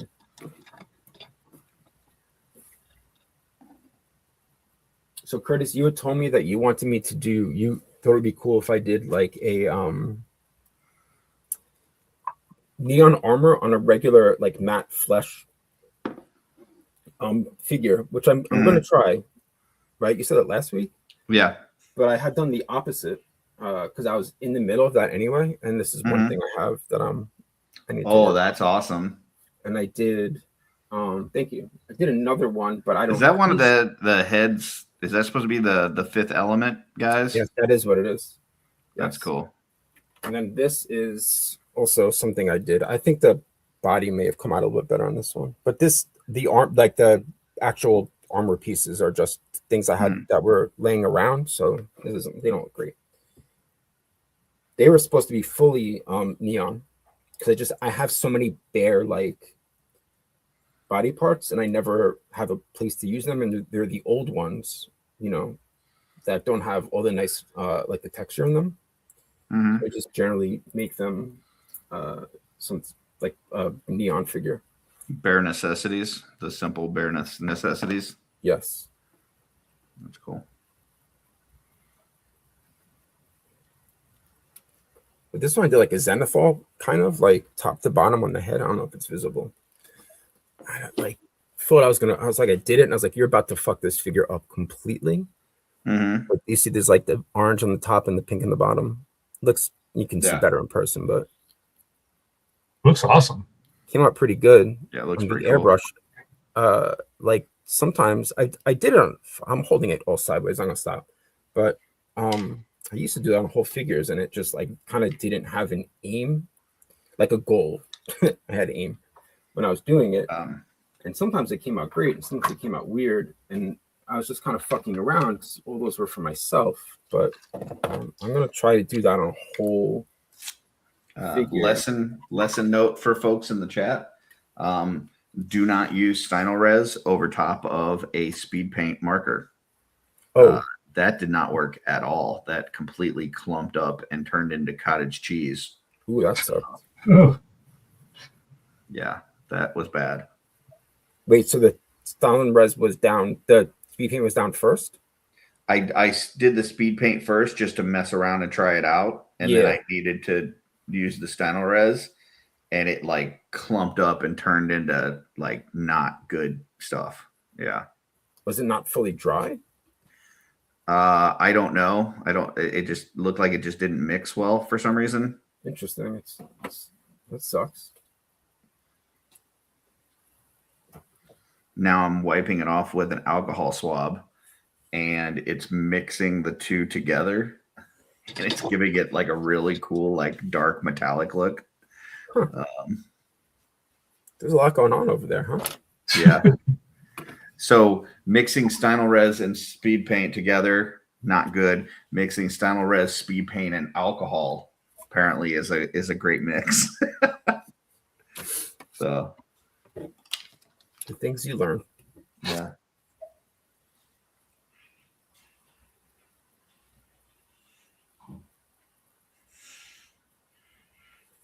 I really like using speed paint for eyeballs, for like aliens and monsters.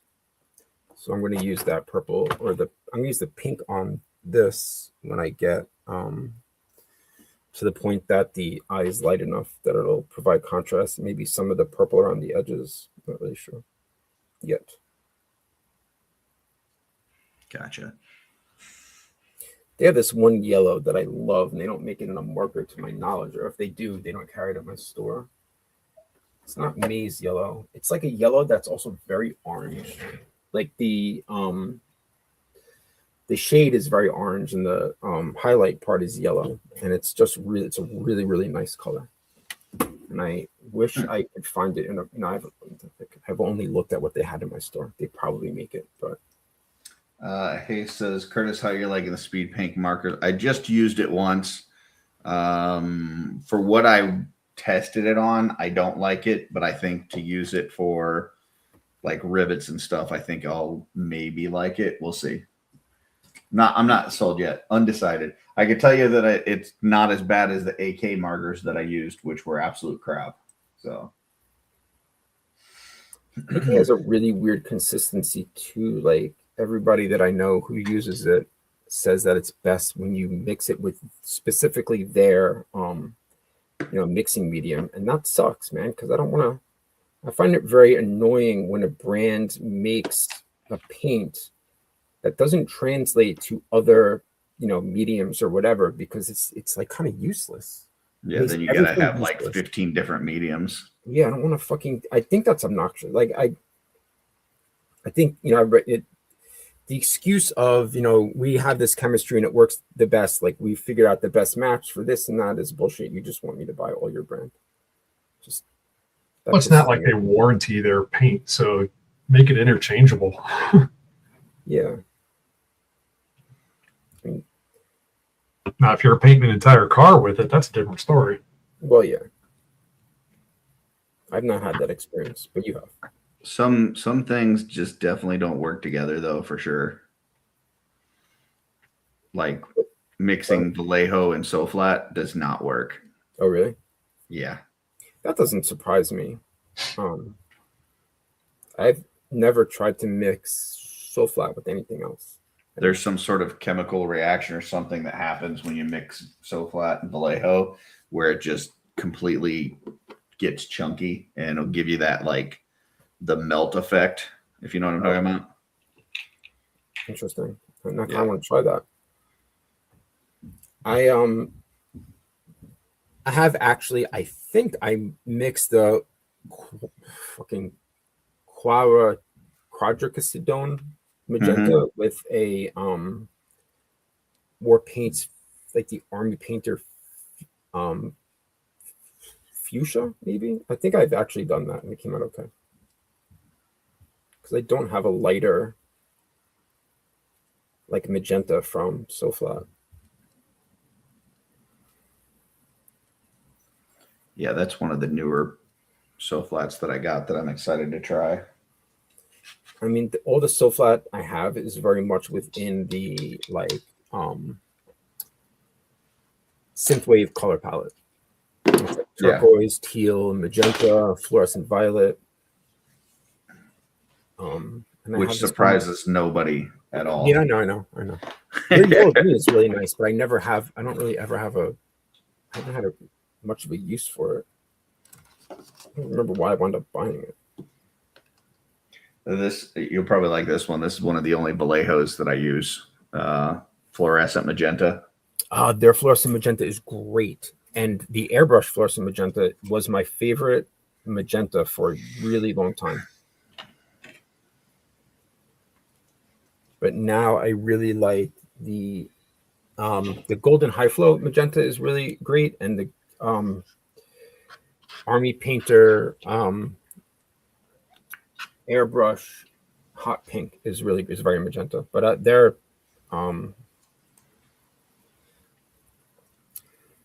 Vallejo has like a line that is called I have to go check because I forget. It's like very specifically made to not chip, which is not an experience I've had, but you know, it's not designed for action figures.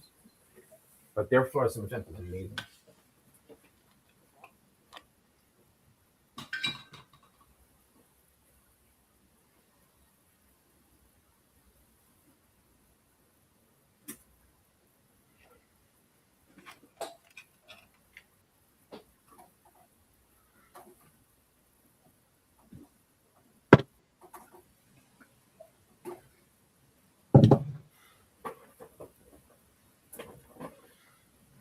Yeah, that looks way better than before.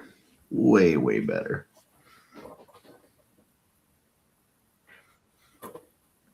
Hopefully I just don't drop it this time and break the hair again. Stop it.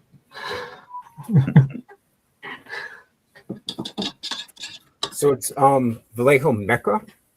So it's this, I guess it's for Gundam, but this is what the bottles look like. And you can't find, I don't know any store that carries this. Only on Amazon, but that's a really great fluorescent magenta. That's cool. When you use that Vallejo, how are you thinning that? Because that's a hard, their fluorescents are such a pain in the ass to thin. I'm not thinning it at all. You just put it straight on? I put it on my wet palette and then I use it. Well, that's what I meant. Like, so you're thinning it with water. I mean, I guess a little bit, but not really. It's just I'm not using extra water. It's just whatever's through my wet palette. Well, yeah, but I mean, it's just, I find it to be so gloopy, but that's a lot of fluorescent paints that aren't for the airbrush always feel very gloopy to me.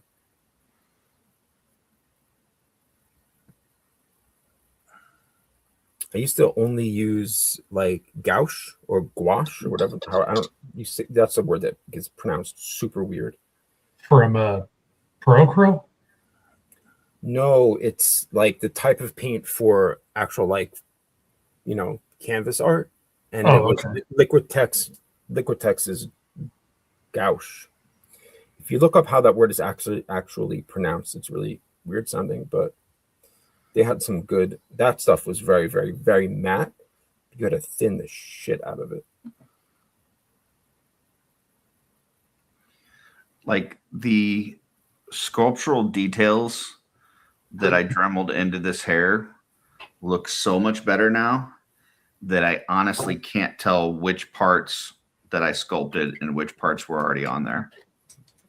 Nice. So I'm pretty excited about that because when this thing first broke, I was pissed. Yeah, that sucks.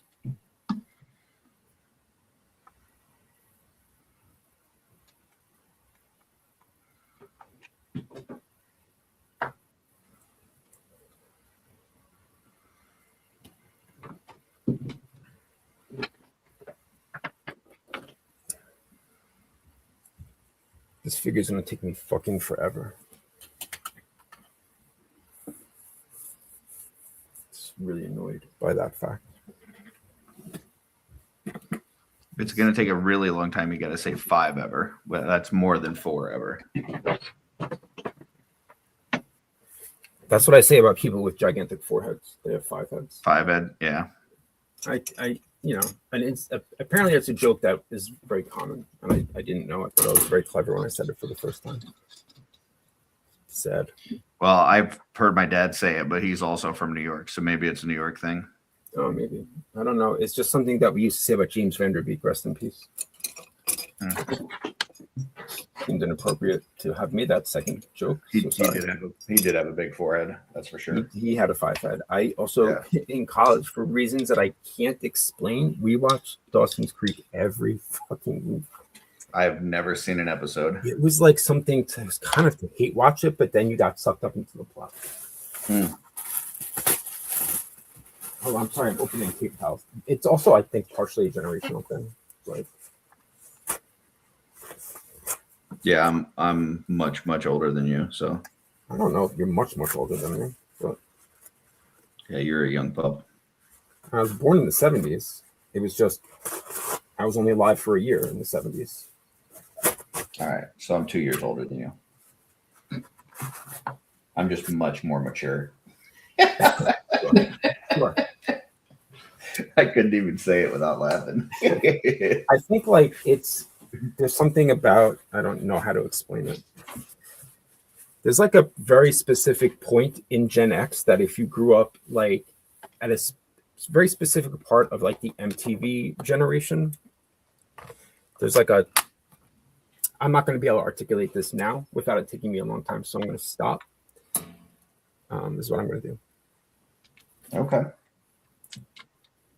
I think it's like the Nirvana generation of kids, and the Buzzbin Wild Blues generation is like a weird sub group of Gen X. That's the best way I could put it.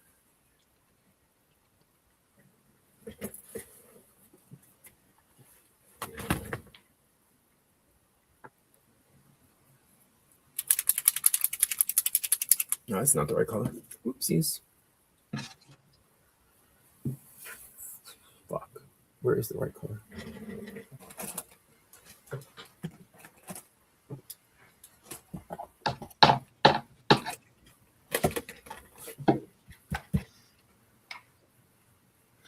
You need to talk to your buddy for me and see if they want some brushes for that store in Sacramento.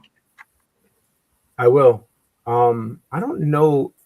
He does the printing, I think, for that. I don't know how. Do you know Brick something? Very kind of loosely. Like I know people who know Brick. I don't really interact with them on a regular basis. Yeah. I'll ask him. I think Brick sets up most of that. No. Yeah, you know what? I think he does too. But it actually might not be Brick. He doesn't live that close.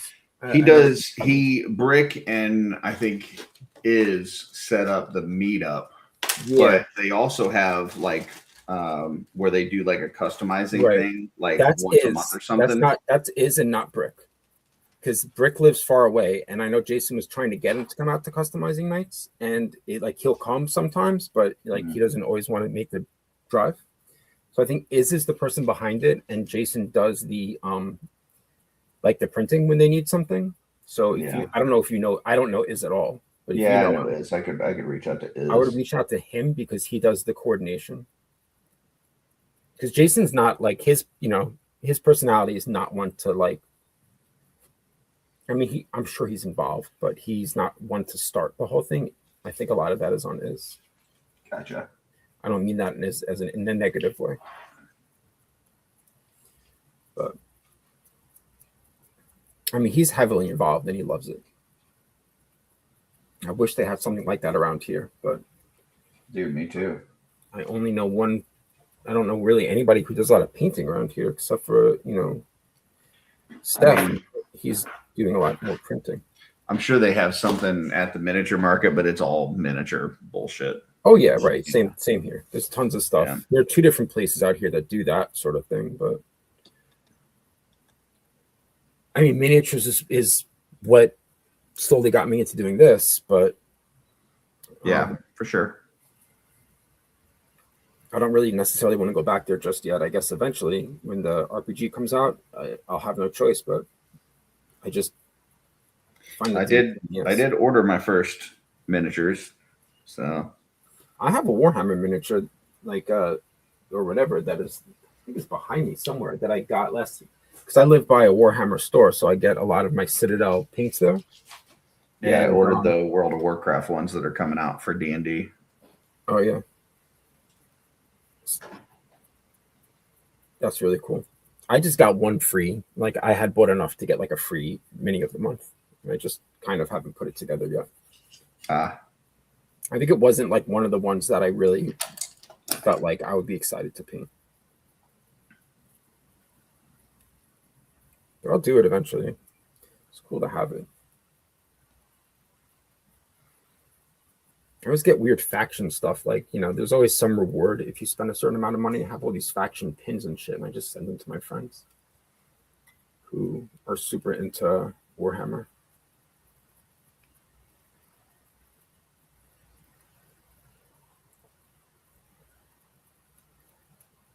But you and Blake are super into Warhammer, but just not playing. Yeah, it's the joint Blake play? Side.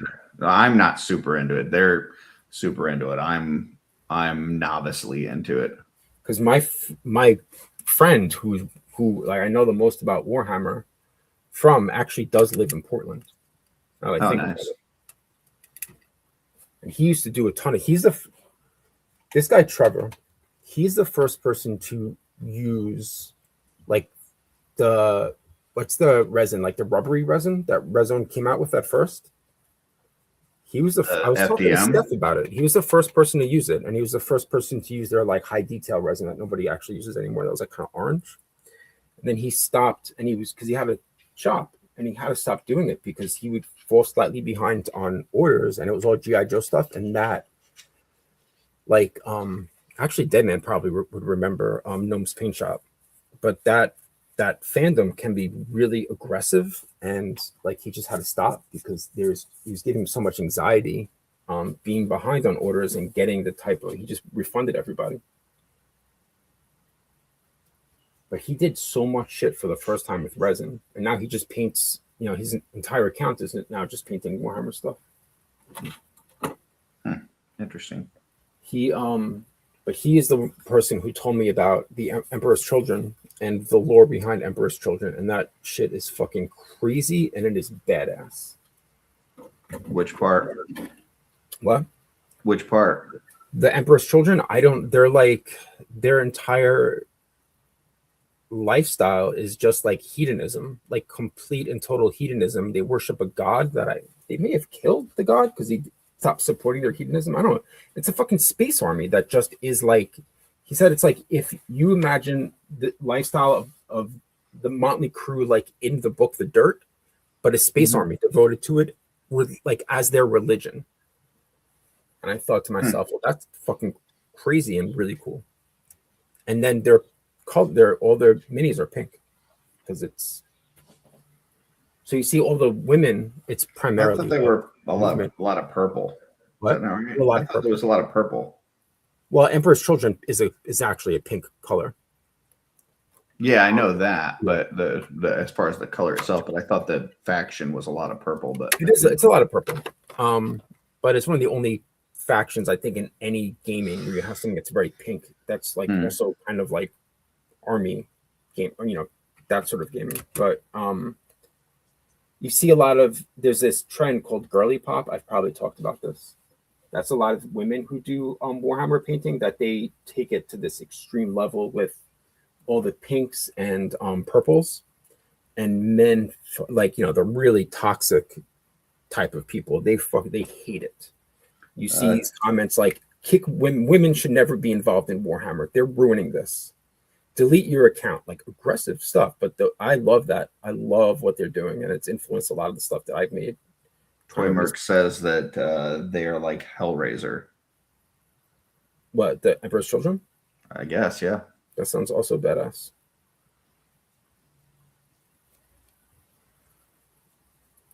And this was explained to me some time ago, so I don't know. I know from the Joy Toy perspective, we're supposed to start seeing them within the next, you know, sometime this year or within the next year. So I've been wondering. That's cool. That's very cool. That might get me buying some stuff. Because we'll keep going. Oh, no Emperor's Children again yet, you know. So, but I think they're supposed to be coming soon. I think that's like the very niche army that people play, and I could be wrong because I don't know 100%. You don't get a lot of, at the store that I go to, they don't have a lot of Emperor's Children like sets. Yeah. Stock. And he said they don't make a ton like other factions because they're less popular. Yeah, and I can see how that doesn't mean that they're not cool, because the most popular one is Ultramarines and they suck ass. Oh yeah, I find that paint. I mean, and blue is like, you know, I love blue. It's like you know, but that paint style is very drab. Luckily, Blake's not here because he would get mad at me for saying that. Sorry, Blake. Even though you're not here, if you watch the replay, if you watch at some point, sorry, but Ultramarines suck. I can't stand that blue. I mean, Ultramarines blue is a nice paint, but to have like an entire army in that paint, it is really drab.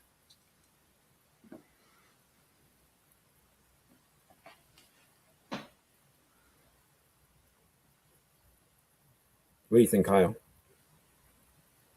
I'm, as far as my favorite faction, or just, I don't know, anything we said. factions, colors. He just wants you to talk. I feel like he must have an opinion, and you're not saying anything. So Honestly, I don't like the blue.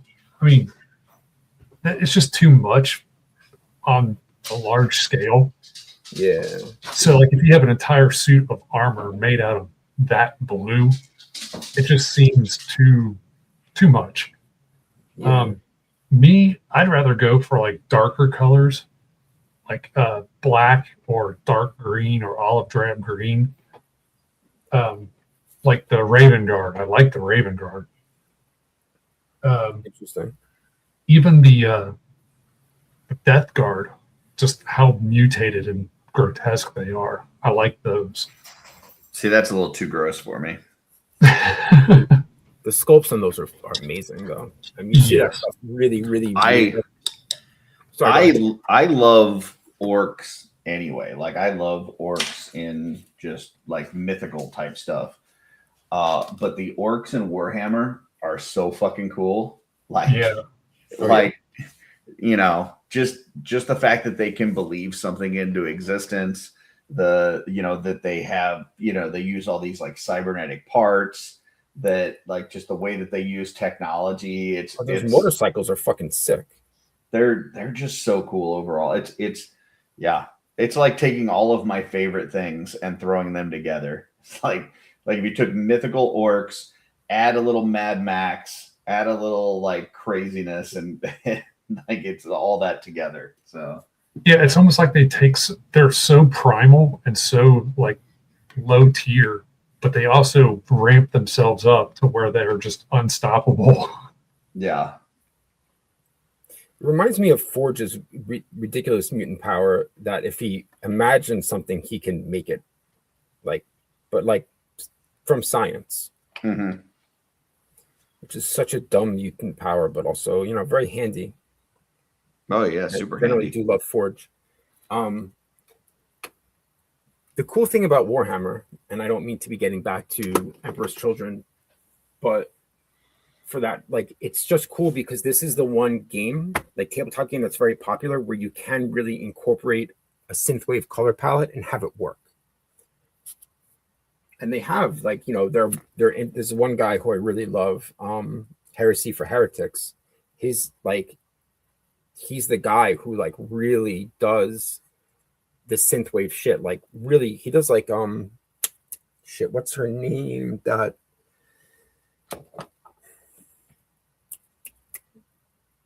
Alan always says that stuff I make looks like the 90s artist. It'll come to me, but he does all this retro shit on his minis, and he's sponsored by Warpaints for it because it's applicable to this like game. I just think that's really badass.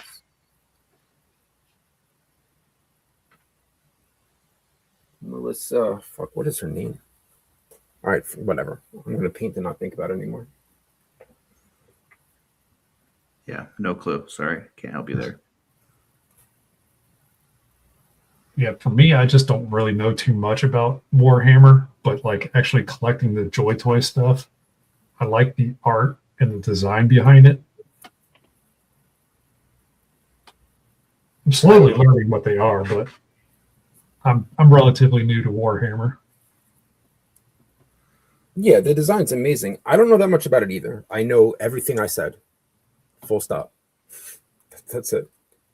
So, and it's just what I've picked up from other people who, you ever have a friend who's so into something, they just have to tell you about it, even though you didn't really ask? That's how I know Yeah. all these things. Yeah, I have a friend that's like that with Turbo Dork. I'm like that with everything, dude. You don't even understand. Not understand. The follow-up sentence I didn't get to was, I am one of those guys.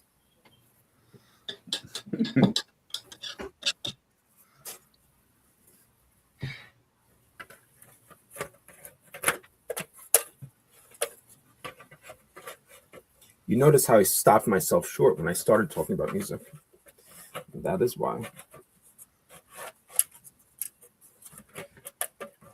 This guy, Justin, I started talking to, he's Justin, I can't think of his last name in Cabal. His Instagram is Arcana Reforged. He makes some really neat stuff, and he's new to the Cabal. Him and I found out that we have like this very specific musical interest in common that I don't know a lot of people would listen to because it's probably for people younger than me. And he was talking to me about customizing. Guitars. I derailed the conversation entirely and talking about music. We stopped talking about customizing for a while. And he had asked me for advice about Turbo Dork paint. Like, answered it, and I was like, so you had mentioned this underscores or whatever, and then we just started talking about that. I guess my guess wasn't right. What did you say? That your specific Guitars? interest that was guitars. It was not guitars, no. Unless we're talking about Bob's Burgers, in which case, you know. I don't think that enough people talk about guitars. No. I have a guitar, like a 112 guitar that's 3D sculpted. That Oh yeah, I bought it for, but I've never used it. that would be freaking awesome. It's talking about didgeridoos just because it's fun to say. Nobody is a talks fun about one to say. didgeridoos, and we should. And I don't think that I've ever seen a 1/12 scale didgeridoo. It probably just looked like a stick. That's true. I just want a situation to come up in which I'm really angry that somebody referenced a didgeridoo, so I could say that's a didgeridoo. And Nice. since I'm never going to have the ability to do that, I just There's only one band that I can think of that actually has a didgeridoo just because they're from New Zealand. which one is that? Like a Storm. Oh, I never heard of them. They're kind of like heavy metal.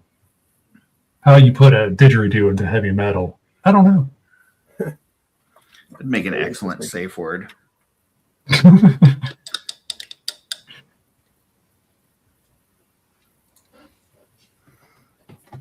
Fuck yes.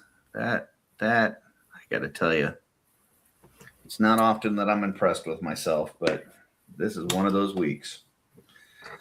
Well done. All right. We are at almost 2.5 hours, and it's time to start wrapping this up. Let's see. Nice, because I was about to split one way or the other. Twister says, I'm also new to Warhammer, but I'm looking what I've learned. ABS, I guess that's probably they are cool figures and designs. They are. That's true. They were selling didgeridoos at the Renfest. Oh, nice. I don't know how that's related to Renfest, but okay.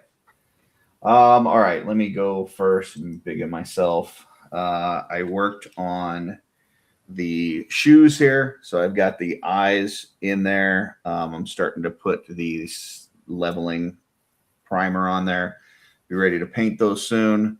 Worked a little bit on the guitar, did some sanding, and ready to start painting that, I think.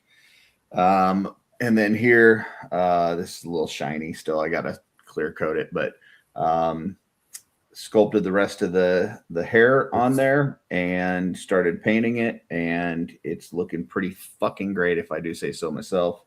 Yeah. Excited about that. So, and I finished putting this guy together, which at this point just needs the new head sculpt from Dirk. And then the staff from Patrick, and it'll be ready to go. So That's excellent, awesome. excellent cape here by Darla. And this is making me feel like I need her to do a bunch more capes like this because it's fucking awesome. So Yeah, it's really great. all right. I did work a little bit on these wings too. Did some more black washing on them. I think I need to do some dry brushing, and then I'm going to call these done. I did this thing where I saw some wings that had like spotted patterns where it wasn't like all white or all black. It was kind of like, I don't know. So I wanted to try that, and I kind of like how that came out. But I need to do a little bit of dry brushing on the hair. But they're almost done. And I think that's it for me. Let's go over to Kyle. I did the blue on the centerpiece, the pieces below it, on the sides, and then I went over it with the Turbo Dork Cool Ranch. That's nice. Yeah. That's really good. Did it on the crotch piece right off, and also that's all I got for the Turbo Dork. But I did the blue on the belt. I still got to do the Turbo Dork on that. And I did the blue on the back piece. So I still got to do the Turbo Dork on that. That looks Yeah, awesome, like it. man. That looks really, really good. Very clean. Well, also I got the legs also, the blue and the. So I still got some Turbo Dork to do. Fantastic. And Jay. So I was working on like a kit bash with the I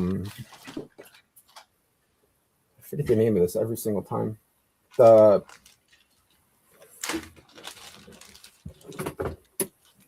not Bungie, but this guy with this head.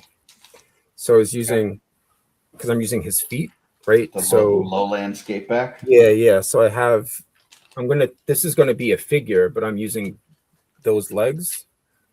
And I did it in that Turbo Dork paint. It's called Midnight City, but it's one of those with the white and the black. You get two different colors, but then I want to separate. Better example is the thigh.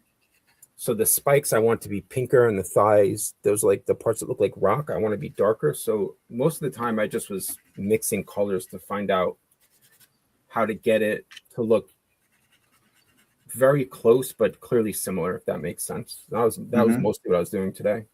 And I was also messing around with this wolf head that I got from Steph, which is like I tried to, because it's very anime and stylized, but I was trying to get it to look like, the actual coloring of a wolf. And I'm not really there yet. I probably got to do some white over all of it, but I just wanted to base it in like a lighter color. I mean, it's kind of what huskies look like, I guess. That's it. I didn't do it. And then I just was messing around with the markers to see how they work shading on different colors. That's all I did today. So That's all right. Sometimes it's just doing some experimenting.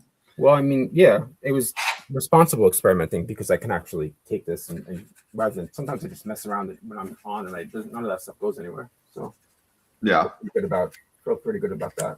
Know what I'm doing. Well, appreciate Patricia jumping on. Did an awesome job with her jacket. We also had Deadman jumped on and showed us his dial, which looks fantastic. Yeah. That he said will be given away on one of the Toy Mercs episodes. So stay tuned for that.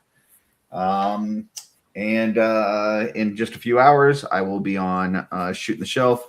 We've got Cosmic Jeff and Schmerber on, and we're going to be talking about responsible toy collecting, what that looks like. So Interesting. yeah, I hope they got some ideas because I don't know what the fuck that means. And then I'll be on Toy Hammer After Dark after that. I've already got episode 7 of Curtis Reed's recorded.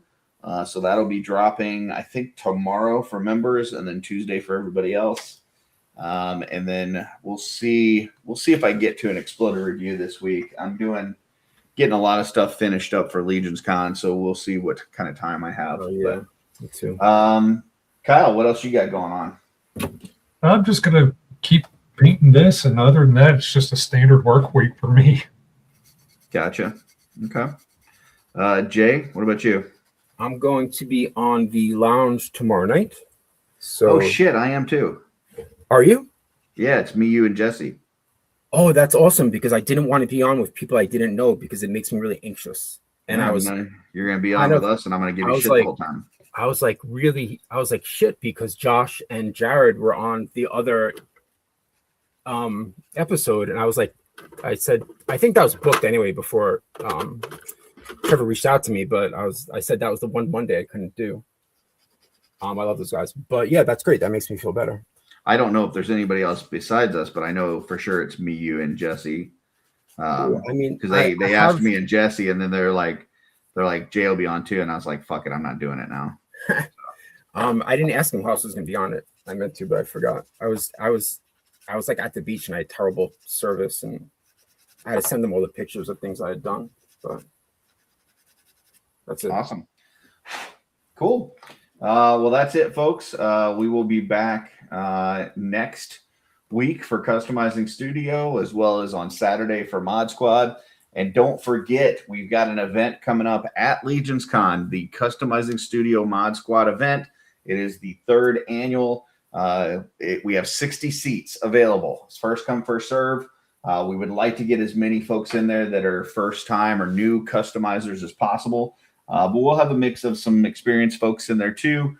We've already had, I have a post in the Cabal about donations. If anybody wants to donate to the event, I have some. I've already had several folks reach out to me. So we already are looking pretty good, having a bunch of different prizes for folks to get them started on their journey. So if you're still interested in giving a donation, hit me up. Can I see what I can get for you now? Just message me because I'm keeping a list separate on it. So I'll message you after. Okay. And yeah, but come see us. It's a really fun event Friday night at Legions Con. It's either going to be 6 or 6:30. I'm not positive yet. I thought it was going to be 6, but now it sounds like it might be back to 6:30, which was the original time. So we'll see. Let's see. Terrence is on here. Deadman says keep you updated about the giveaway. Sounds good. Terrence says don't need a virtual intervention. I collect what I want and keep that responsible collecting crap to yourself. Listen, I don't know anything about responsible collecting, so I don't know what they're going to be talking about tonight. Terrence says I'll be on the Lair Tuesday with Gina. That's cool. Very cool. Yes. And then he says I'll be on some show on Wednesday with Curtis. Oh, yeah. We've got Mythic Conversation. I was like, what show am I going to be on Wednesday? We got Jeremy this week. So, so I will be on there with Terrence and Brett on Jeremy's show. So, busy week for me, I guess. I totally forgot about the lounge, and I totally forgot about Mythic Conversations. So, I guess Darla's not going to get to play any World of Warcraft. She's in the other room. She said I'm being mean. Anyways, folks, thanks for joining us. And until next time, keep creating.